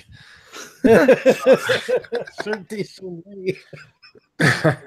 But yeah, man, like Jim, I'd seen that image of the fucking butthead thing so many times and for so long. I never fucking knew what it was from, and you know, it was crazy. I like the way it opened, that kind of creepy music and shit. And then even over, like, you had an idea, like, you know, it was going to be a body horror type thing. Over the opening credits is over that fucking scene, and it's like, it looked like there was like just a titty dangling over the fucking two people. It was like just slimy and gross, and you know, it was like fucking cheesy 80s-ness until that last 20 minutes, and then it was like, what the fuck is going on in this? But it was fucking dope, man. I liked it. I'll give you my initial thoughts. This was like a surreal 90210 movie. What? This was like a horror surrealist 90210 episode. It's like, what the? These were like on a very special episode of 90210. Yeah, Brenda Beverly mashes her face into her brother's cock. What? I'm talking about like the setting, the characters, right? This is like, you know, rich LA, fucking Beverly Hills, 90210 people. Like the parents, you know, are like the rich parents. this is this world that we're living in, except it's a surrealist butt face fucking Butt face. crazy, bizarre. I mean, dude, this is I was not expecting that ending. I saw the ass face when we were doing the thing last week, which we'll do after again, the roulette on the shutter. Mhm. So I was like, what the fuck? There's an ass face, you know? But the whole shunting thing, dude, I had to rewatch the last 34 minutes this morning just so 36 times over and over and over. Nice. I had to, because on the first time watch, it was just so much to take in. And you watch the first hour and it's like a fucking 80s John Hughes movie. Yeah, yeah, you're right. It's like, you know, he's the fucking, you know, character that, you know, classic, like fucking white bread, fucking down on his luck. He has it all, but fucking yet he feels like an outcast in his head and he's seeing a shrink, like that kind of whole, you know, thing going on. And you know, thinking he's adopted, but really it's just goes a lot deeper than that, you know? Yeah. But you know what Jerry said was interesting about the sex and the pain, you know, and thinking about this, right? Because they're not actually having intercourse as humans, no, because well, spoiler alert for those of you who've never seen this movie, stop the fucking tape right here and hit rewind, you know. Spoilers alerts are up. So we learned to find out that these people are a different species.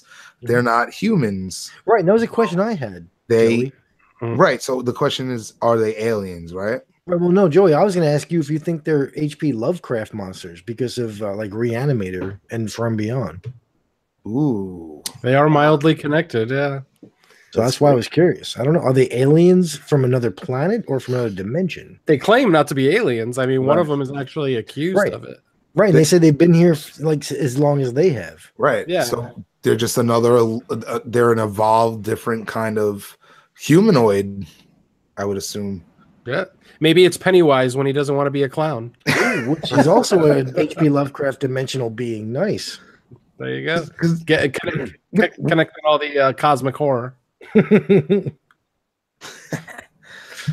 Hey, this is definitely some cosmic shit here. But the question is this, you know, like shunting, right? What is shunting? Shunting right up front. Shunting.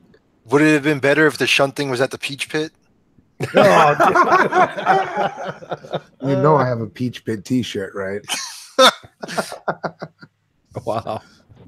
You know it. I'm a diehard 90210 fan.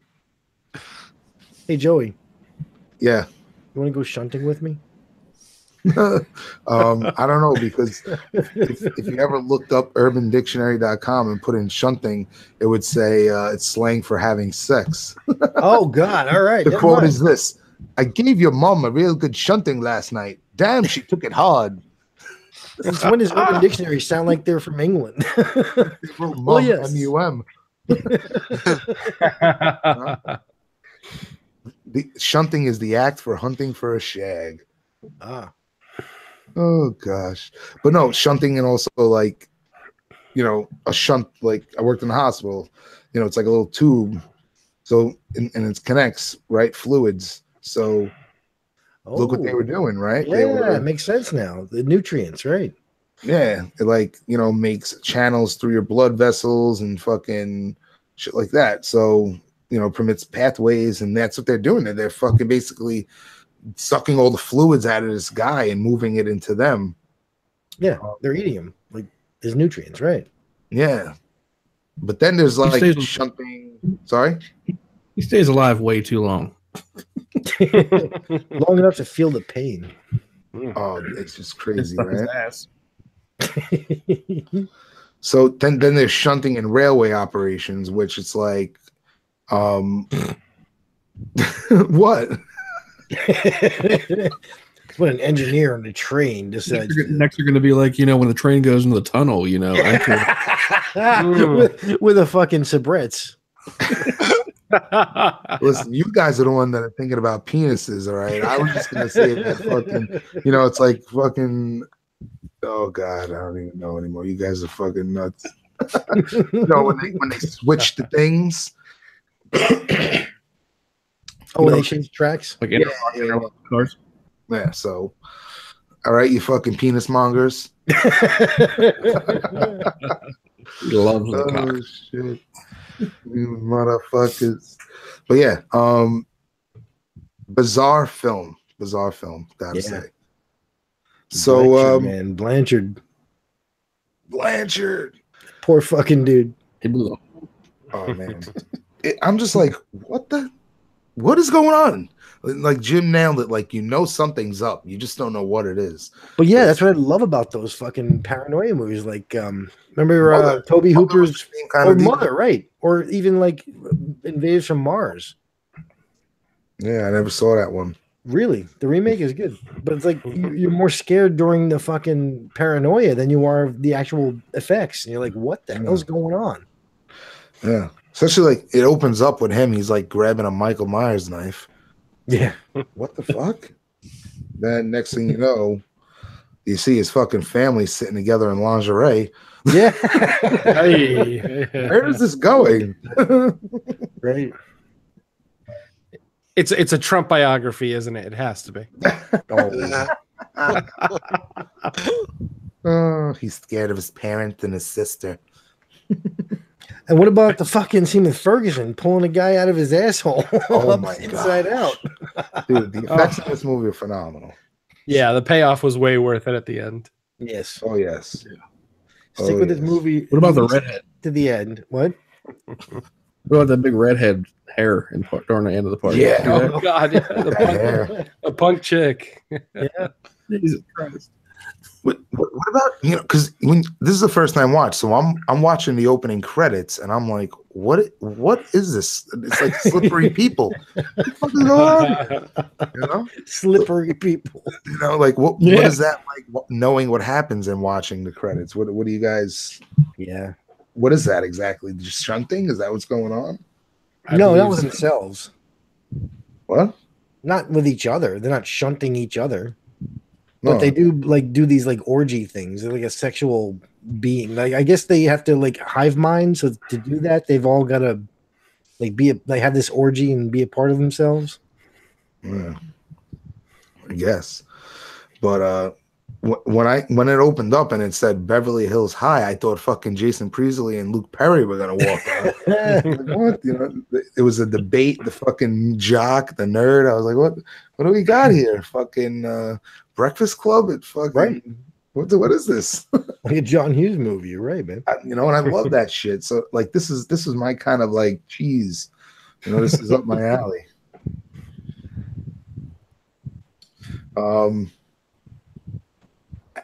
like, I'm watching this and it's like the guy's looking at his sister in the shower and it's like the head and the boobs and the ass was facing the front and I was like, dude, what the? I mean, I knew this is like a body horror movie, but I was just like, what? Where is this gonna go, man? What? But yeah. And how was that like a big thing to have him just have facing the other way? Like, how was that? They thought about doing. Oh, we're just going to make everything face the opposite way. It'll look weird. Yeah, I mean, it just throws you off. You think you're about to like embark on a. I mean, for the character, you think you're about your sister. You see her silhouette through the shower, and it's fucking backwards her body parts. But for the viewer, you're expecting to see a hot broad in the shower. Right. Both ways. It's a very awkward situation here. It was really hard to masturbate during that scene. That would make Doggy Style a lot more fun. Everything's just on her back. You just feel something to hold on to. Yeah, all right. Holy shit. Can I wash your back? Squeeze your back. Oh man. And then like the whole thing where like he's seeing things, right? So like how does that connect with who they are and what's going down in the end? I mean, do they have supernatural powers? Or is that their power? Well, I think the way I figured it was they probably were drugging the kid somehow so that he could see weird shit, which would then force him to go see that specific psychiatrist, Oh, who that's a good obviously point, Jerry. was like the leader of the whole thing, or partially leader of the whole thing. So Dr. Cleveland, yeah, exactly. That's kind of what I figured. I mean, they don't actually show us any particular scene of them drugging him, but I mean, other than drugs, I can't think of any way that they would, make this kid feel insecure enough that he would need a psychiatrist, Right. Well, Right. they did drug him the one time and then he woke up in the hospital. Right. Right. Yeah. So it could be. Yeah. Because that aspect of it I found weird. Because like everybody was playing a role, everybody was in on it. We know that. Yeah. Right? We know, and then we find out, okay, there's other species or whatever. But like, how does that chalk up that he's seeing his parents eating slugs and shit like that? Yeah, that was a weird scene. How do you explain that to him? them oohing and awing over a farm of slugs. That was an odd little scene right there. His reactions when he did find shit out didn't make sense. Like at the party, Ferguson's like, "Yeah, I fucked your sister," and then everybody else fucked her. Like, and then he just turns around and just goes and bangs that, the Clarissa. Like, oh, I'm just hanging out here. Well, I mean, he would have got his ass beat by Ferguson and his boys. So let me let this sexual aggression out on this broad who basically sexually dominates me with her presence, the way she looks, her attitude, and everything. Oh, and Clarissa. Man, who was she? Clarissa explains it all. Oh, she can explain it to me. She was an odd character because I know they kind of towards the end tried to make her almost like a sympathetic character, but I never trusted her at any point. So it was kind of odd. It's like I didn't know what to think of her, basically. Right, like Ruby with the Hills Have Eyes. Yeah, she wanted to get out. This character was more uneasy though, because like where Ruby, I felt comfortable with her, thinking she wasn't going to turn. Here, Clarissa could have went either way. Mm-hmm. Okay. So, do you guys think Clarissa was already one of those things? Like, she's not human, right? Nah. So why was she trying to save this dude? I mean, I think she just really genuinely loved them. Yeah, she fell in love with him. She even says something about loving him or some shit, doesn't she? Yeah, she does. Yeah. She actually does say it. But I'm just wondering, like, what future do you see with this guy that you're going through all this trouble of potentially alienating yourself from your little society? Alienating, nice. Yeah, I get it. Anyway, she could, if you want to think about it from like a perspective of how I look at the shit, right? She can be that, like that, if I've never lived among this society, but I can only imagine, if you're in a society, right, and it's a very aristocratic and, everybody is almost like trying to, love to use the word in this situation, trump each other with wealth and materialism. She might be that little ray of light that just sees through that shit and wants to leave that shit and understands life for what life really is. Yeah, but where would it go, man? She's got to eat somebody like every so often. She'll just suck a little juice out of him. No, she has to do the shunting on it and kill somebody. Some mild shunting, just enough so he doesn't die. She's like, let me just shut your cock a little bit. He's like, all right. There you go. That's the give and take here. I mean, are we gonna fucking learn the logistics of how they fucking reproduce in 10 years and raise a family, or I mean, oh god, we're here fucked up kids. It's a fucking B movie from the 80s, man. I mean, let's not get too intricate. What about the nice quote?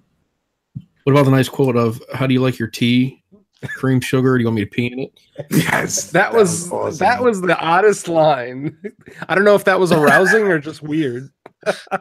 It was awkward, just like the movie. This is an awkward movie. Yeah. I've always seen the poster. I've always seen it. But I never watched it. And I thought it was a relatively new film. I didn't think it was an 89er. Mm-hmm. I don't think it came out here until like the 90s, but yeah.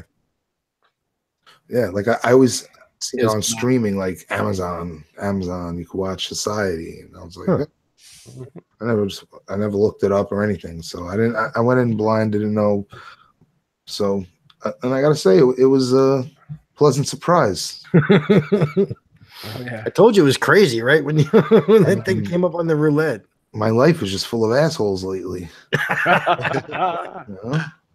The last In week was lingerie. flamingos. And this week it's fucking Oh, dude. Oh, boy. buttheads. No? That fucking asshole song. What is? Oh, jeez. I'll never hear Surfing Bird again. Yeah, I mean, I love, like, you know, they're trying to make the statement like it's not subtext, it's fucking on the surface. Like, Oh yeah, the rich eat the poor. The That's rich it. eat the poor. Like they literally say they suck the fucking life out of the poor. It's you know, it's pretty ballsy. I gotta say, pretty ballsy. Exactly. Yeah, it's just, I mean, yeah, it speaks to society very well. I mean, the rich find a use for the poor. They'll use the poor for that use, and once the poor can no longer, you know, do the one thing that the rich need, they just kind of push them off to the side. So in this movie, obviously they're going to use the analogy of eating them, but it definitely still speaks today almost as well, if not better, as it did in 1989. Sure. Oh, And yeah. I just saw nothing but Hillary Clinton right there. All right, you have a judge, you have a doctor, The mayor, wasn't it the mayor or something? the judge. Or was it the judge? You have the authorities, you have the police involved, right? So Yeah, like, the ambulance drivers. yeah, the ambulance drivers, right? So all these people are involved here. And then he gives the line to Ferguson, like, "Oh, next summer I might have an internship in Washington." And then how does the movie end? After Ferguson gets his body turned inside out, he tells that guy, "Oh, so I might have that internship for you in Washington." So, like, this society is gonna continue. Yeah, these people got away. Clarissa got away with them, but this wheel is gonna keep on turning. Oh yeah, sure. Mm-hmm. What's the next day like for those three? Oof. Oh man. They fucking get caught driving away and end up in the Hills Have Eyes. Done. Billy, She shunts the mom. Oh. What about Clarissa's mom? Holy shit. The hair. Oh, yeah. She looked like she Dude. belonged in Pink Flamingos. Yes. Yes, holy shit. Like that, that's one I was thinking about it. I was like, she was a part of the society because she was Clarissa's mom, but like she was not like any of the others. So what was she all about? You know? The scene. every species has a slow kind. Wait, say it again? The what? Every species has a slow kind, you know. Well, it seems like She they was have the to Mercury of the group. It seems like they have to go through some kind of process, you know, the whole coming out party. Maybe for whatever reason, when she went through the process, it didn't take as well. Maybe it fucked up her brain. I don't know. See, I was thinking because is it the judge? One of them ends up spitting up the fucking hairball, and he says like, "I'm getting too old for this shit" or something. And the mother spits out the hairball. So I was thinking maybe she's been around like a long fucking time, and she's starting to get fucked up. You know what I'm There we saying? go. I can go with She that. looks Yeah. fucking young, but she's been doing this for centuries or whatever the fuck they said. Look at you. Look at you. I just showed the shit out of that. Look at you. Woke up on episode 37. And hair is never ending, right? It even grows after you die, apparently, right? Hair and fingernails. What happens? Oh, so it's an example of never ending eating of life. And it will suck the life out of the poor forever. Oh God, I can't wait to do Mother with you. Oh God. Cats have 9 lives, and they eat hair. They have hairballs. Oh yeah. Cats. But I fucking love Billy goes, hey, use the aliens or whatever, and he's like, we're not aliens, we've been around just as long, all this bullshit. Then the guy does his little spiel, and then Billy goes, you're aliens. Like, I fucking told you it wasn't an alien. You aliens come. They're still aliens. Yeah. Oh boy. So apparently there was a comic book adaptation in 2002. Wow, I didn't know that. Yeah, and then a sequel comic What? book in 2003. Sequel comic. All right. Yeah. It's I called think it was Society. like there was a sequel made last year. What? It's called Society Party Animal. Hey. Where that goes, nobody knows. I'll never know. No, I didn't get that. Society. You know that song, "Society" by Pennywise? Huh? Pennywise, the band? No. Not the clowns. Called "Society." Do they have a fish? Society. There's a guy called Pennywise. There's a band called Pennywise. Oh wow. You didn't know that? No. No? No.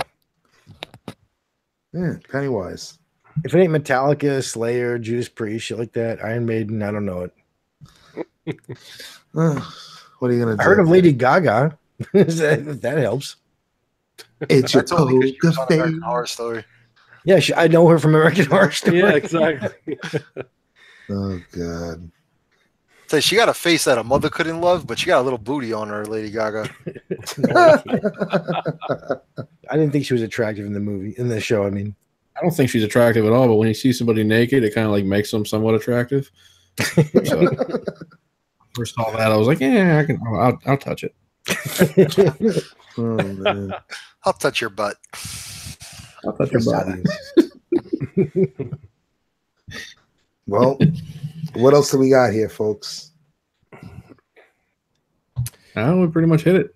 yeah, lots of cool paranoia shit in the whole first third of the movie, Mhm. or 3/4. I mean, I kind of wish that they would have gotten into maybe not necessarily the history of the society more, but just like what the point of their powers is. Like maybe not what's the point of Well, yeah, what is the point of shunting? I mean, is that them feeding, or is got that yeah. you know? But no, I see what you're saying. Show more powers and show what they can do. Yeah, rather or than just fight. yeah, exactly. Like I don't need a huge backstory. What Right. they gave us was enough. I was fine with what they, the little 2 lines about the history of it. But I don't know, just maybe just a little bit more about Right. just what else they could do or what the whole point of that was, because they never Right. really referenced that they're feeding necessarily or anything Right. like that. Right. Is it Because is it otherwise is it a hypersexual thing, or is it feeding, or blah blah blah? You know what I mean? Otherwise, it'd be like They Live. Like those guys are just posing as us for no reason, just to make us buy Exactly. their shit. It says the quote that makes it stand out is the rich have always sucked off low class shit like you, right? Like aside from that, you really don't get anything else. Yeah. But it reminded me of the question that I had to myself when I was watching it. After I watched it, was how can the friend and how did Blanchard? How were they able to see what was going on? But like literally everybody else was in on it. Mhm. You know, they don't explain that, right?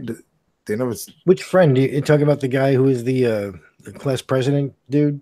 No, the kid who follows him, his best friend that tails him or whatever. Oh, okay, gotcha. And also Blanchard, the ex-boyfriend of the I sister. love Blanchard.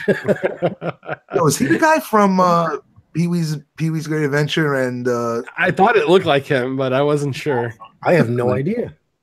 No. No, I don't No? think it is. He'd probably be a lot older. Francis. Francis. Exactly. I don't know. I didn't think so, but Nah, I don't think it is. I would think Blanchard found out, like maybe he saw the sister like all reversed, or maybe he saw her back tits and said like I gotta investigate. he saw her back tits. oh god, I saw her back. Yo, you know the guy who played Blanchard? That was his last movie. He did Meatballs Part 2 and Society. That's awesome. Yeah. Yo, what was that? The definition of shunting, something about the hunt, right? Didn't I say something about a hunt earlier? Sexual hunt or some shit like that. You're saying? Yeah. But yo, because I just opened my notes and he goes, I do love the smell of the hunt and the taste of the shunt. So the smell of the hunt, And the taste of the shunt. part of it, whatever that guy was talking about earlier, I can't even remember. But, Oh, I know what shunt means. It means your shit should be in the front.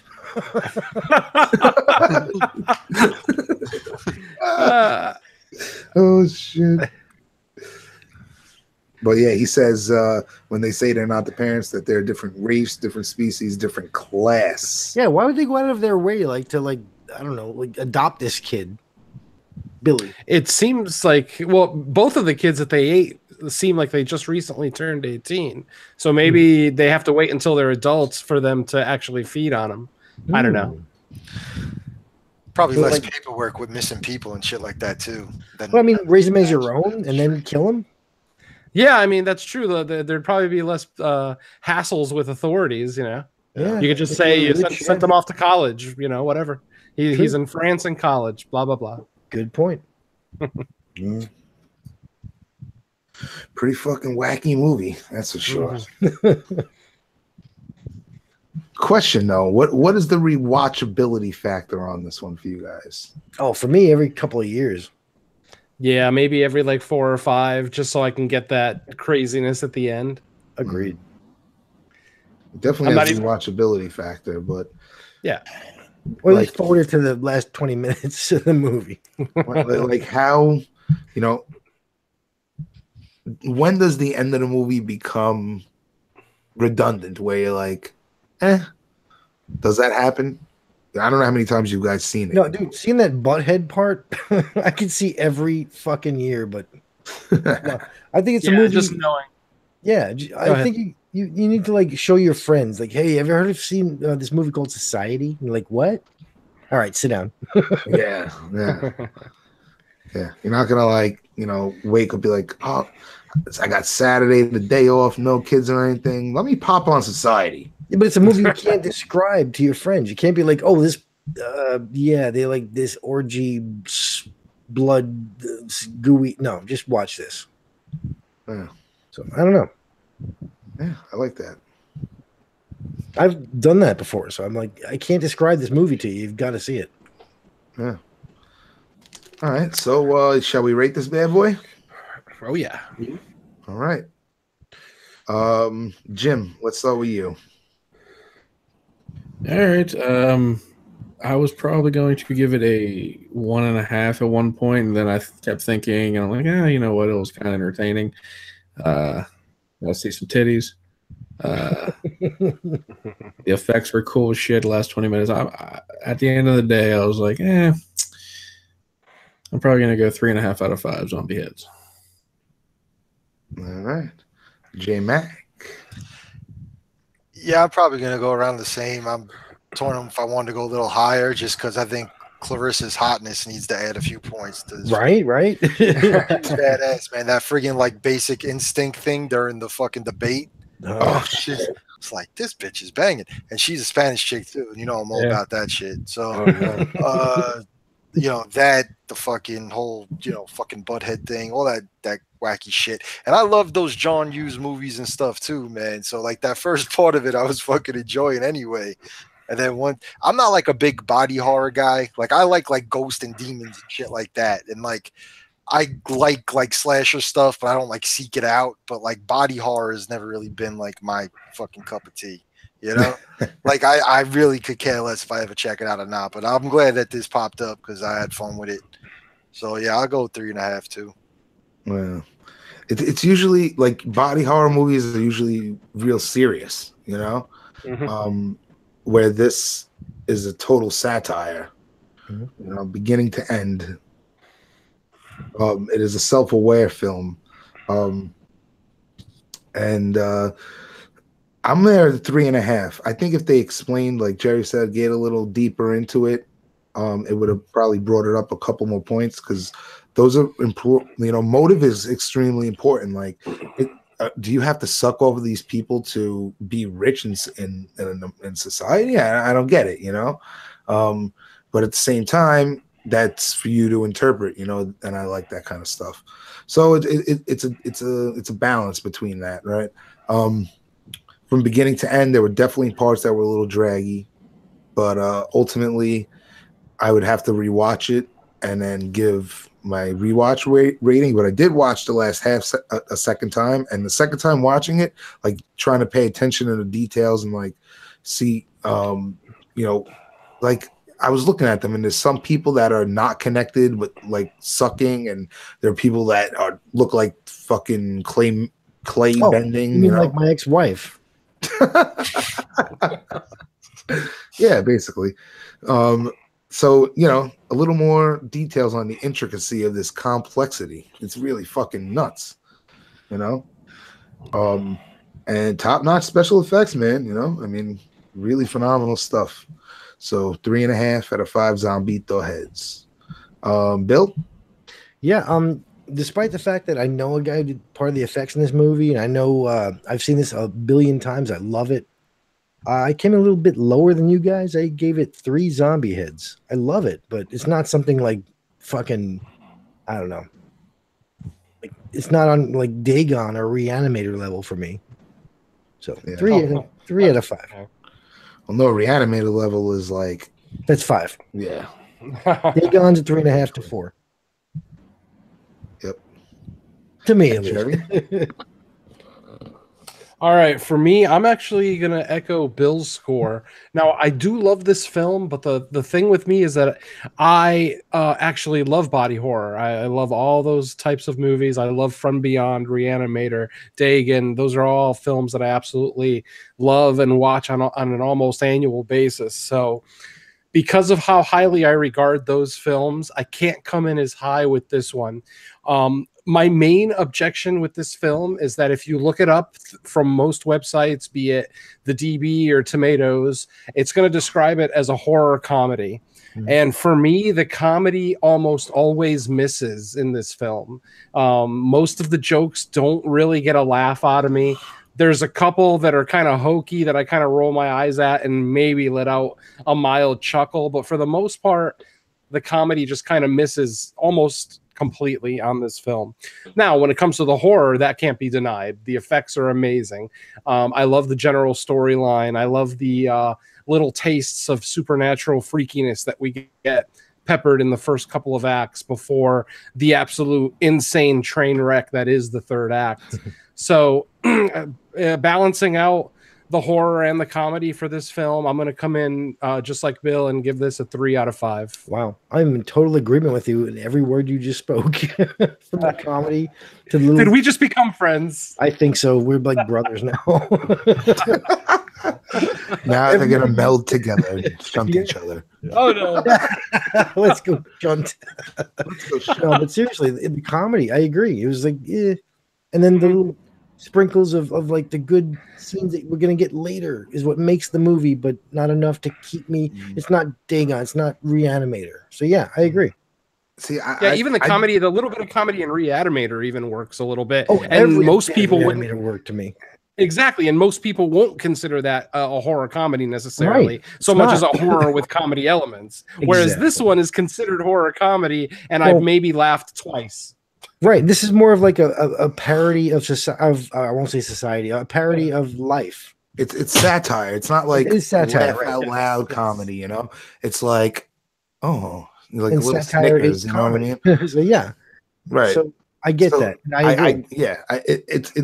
It's you know, it's not like a slapstick horror comedy like Evil Dead 2. No, sure. You know, it's.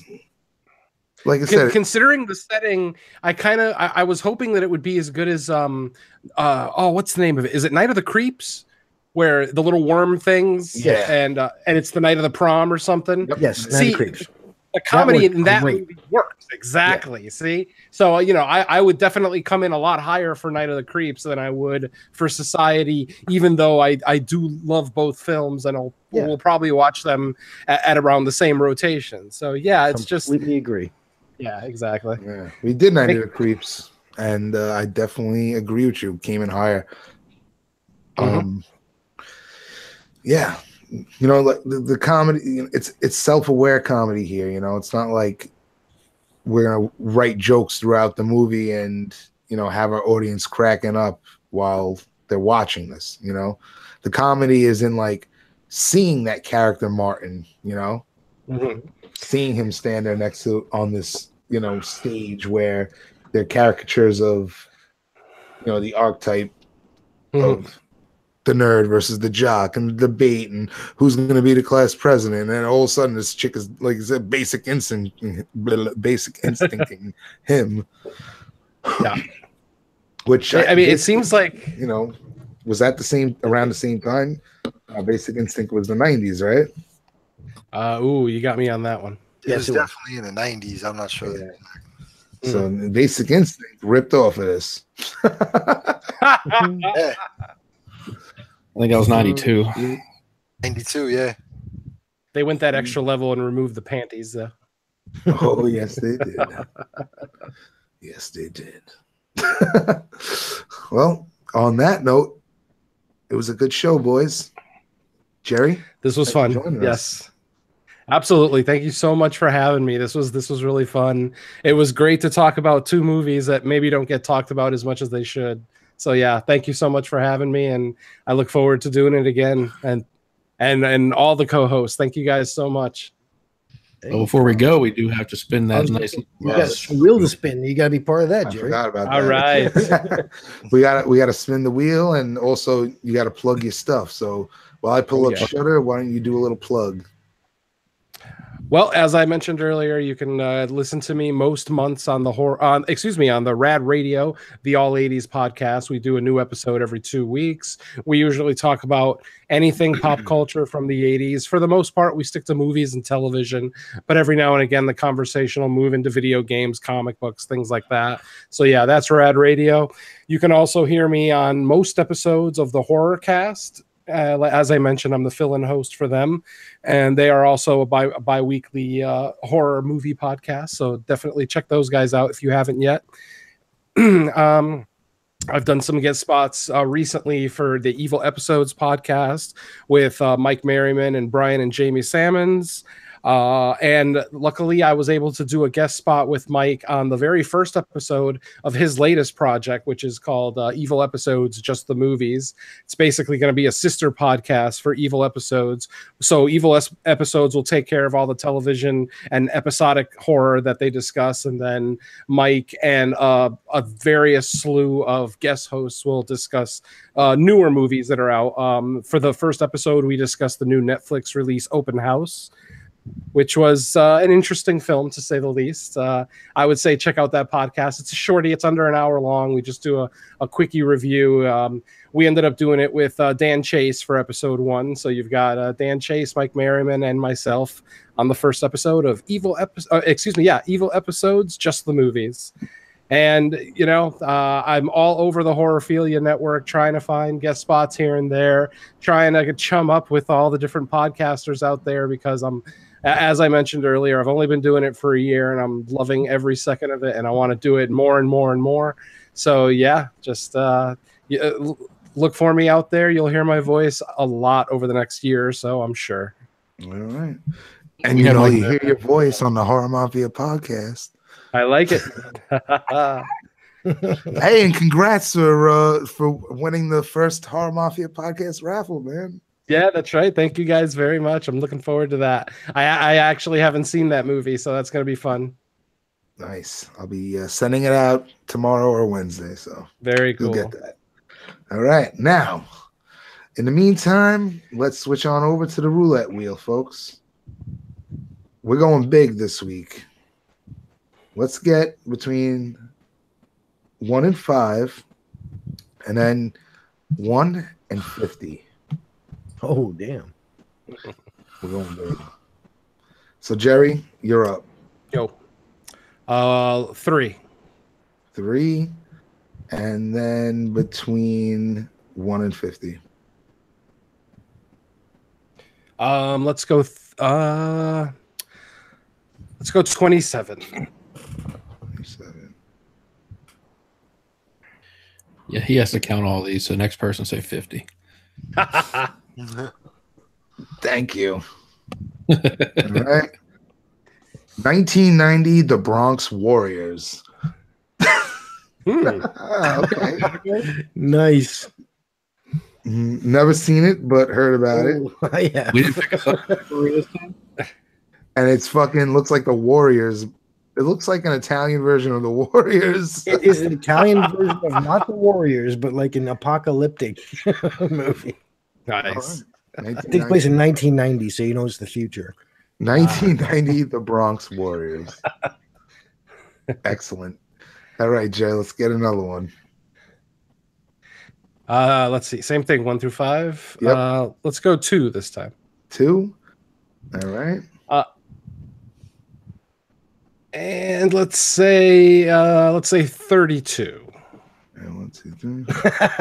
So in the meantime, what are you guys doing tonight? But I'm gonna have that Jeopardy music in here. Black Death. Oh my! Oh, the Sean Bean movie? Sean Bean movie. Oh yeah, okay. Yeah. Okay, that's a pretty good movie. All right. Well- Haven't seen it yet.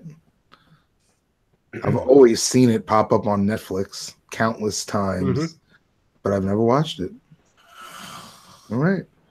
It's going to be, Sweet. wow, we're going to have 2 period pieces next week. Futuristic and fucking... One in the future of and then 1990. 14th century England.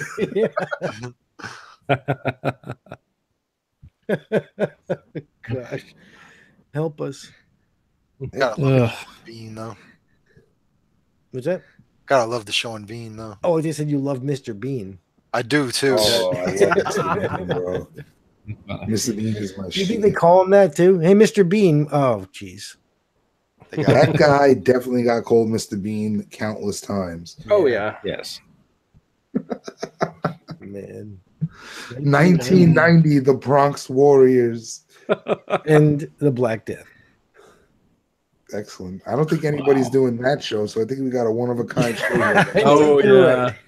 Absolutely. We have a lot of one-of-a-kind shows. Love the roulette. The roulette works. I love it.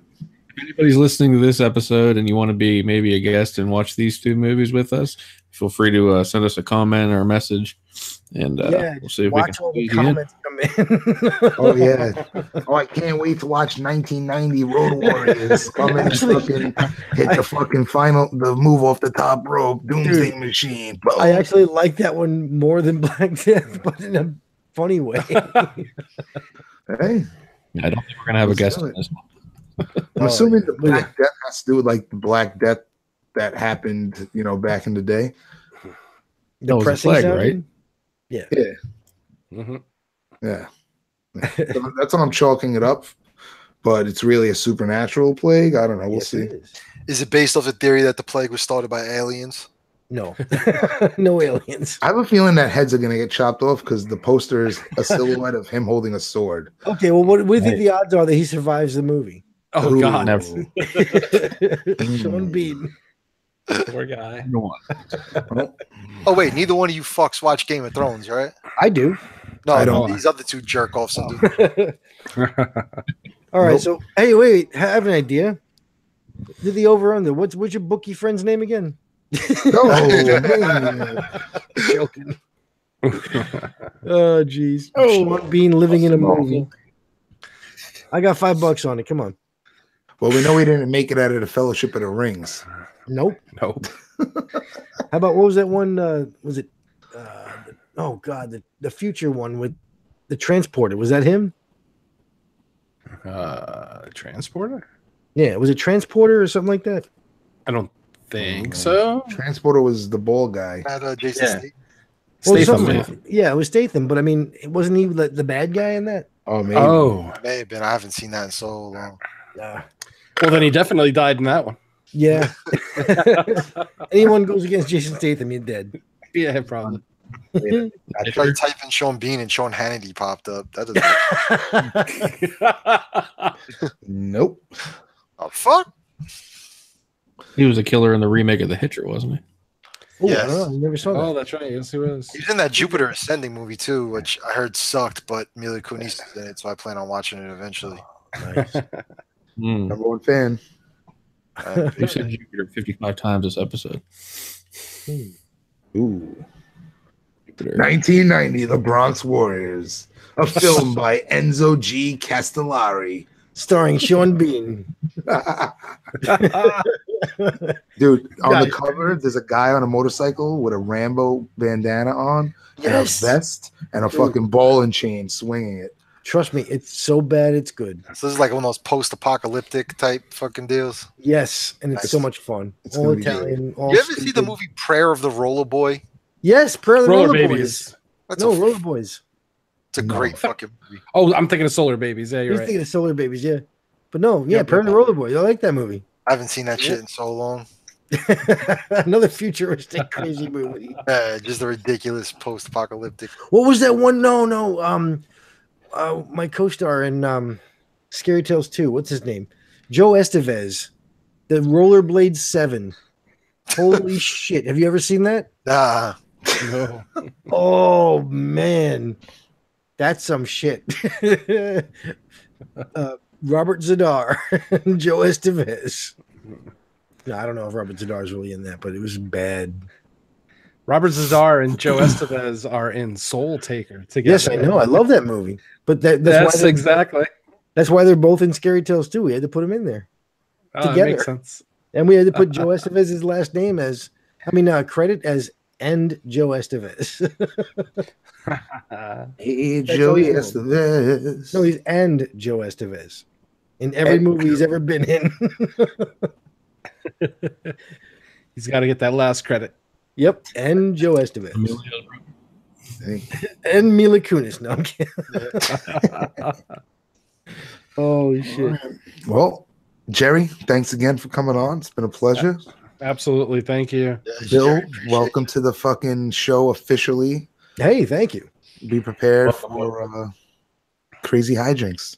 I love crazy. You know what? My hijinks are more crazy than normal lately. So can I do some hooting and hollering too? Sure. Okay. Can we do roller gator one day? Roller gator. Oh my god. We'll have Don on for that one. That should be a Tanya torture. Yeah. Shh. Don't let her hear that. Roller gator? I can't even imagine. Oh yes, sir. I got sent that screener a while ago, and woof. God. You sent it back. I give him money. Say, here, make a real movie. I give him $20. No, but Legend of the Rollerblades 7. I'm telling you got to see that one. Oof. Oh man. So what is it? 90 Bronx Warriors and what? Black Death. Oh, Bronx Warriors. Black Death. All right, I'm putting this in my notes. Well, it's been a pleasure. And until the next episode, folks, stay dry. Stay slicey. Follow us on Instagram. This guy can talk about fucking hot dogs for 20 minutes, but he can't mention the goddamn Instagram. Oh, yeah. Forgot about this. I was doing good with it, too. Well, listen, dice Dreadcast _ between all words. Oh, yes. Okay. Until next time. Not included. Really gonna hang up this time. Yeah. All right. Thanks, everybody. Later, y'all. Love you all. Arrivederci.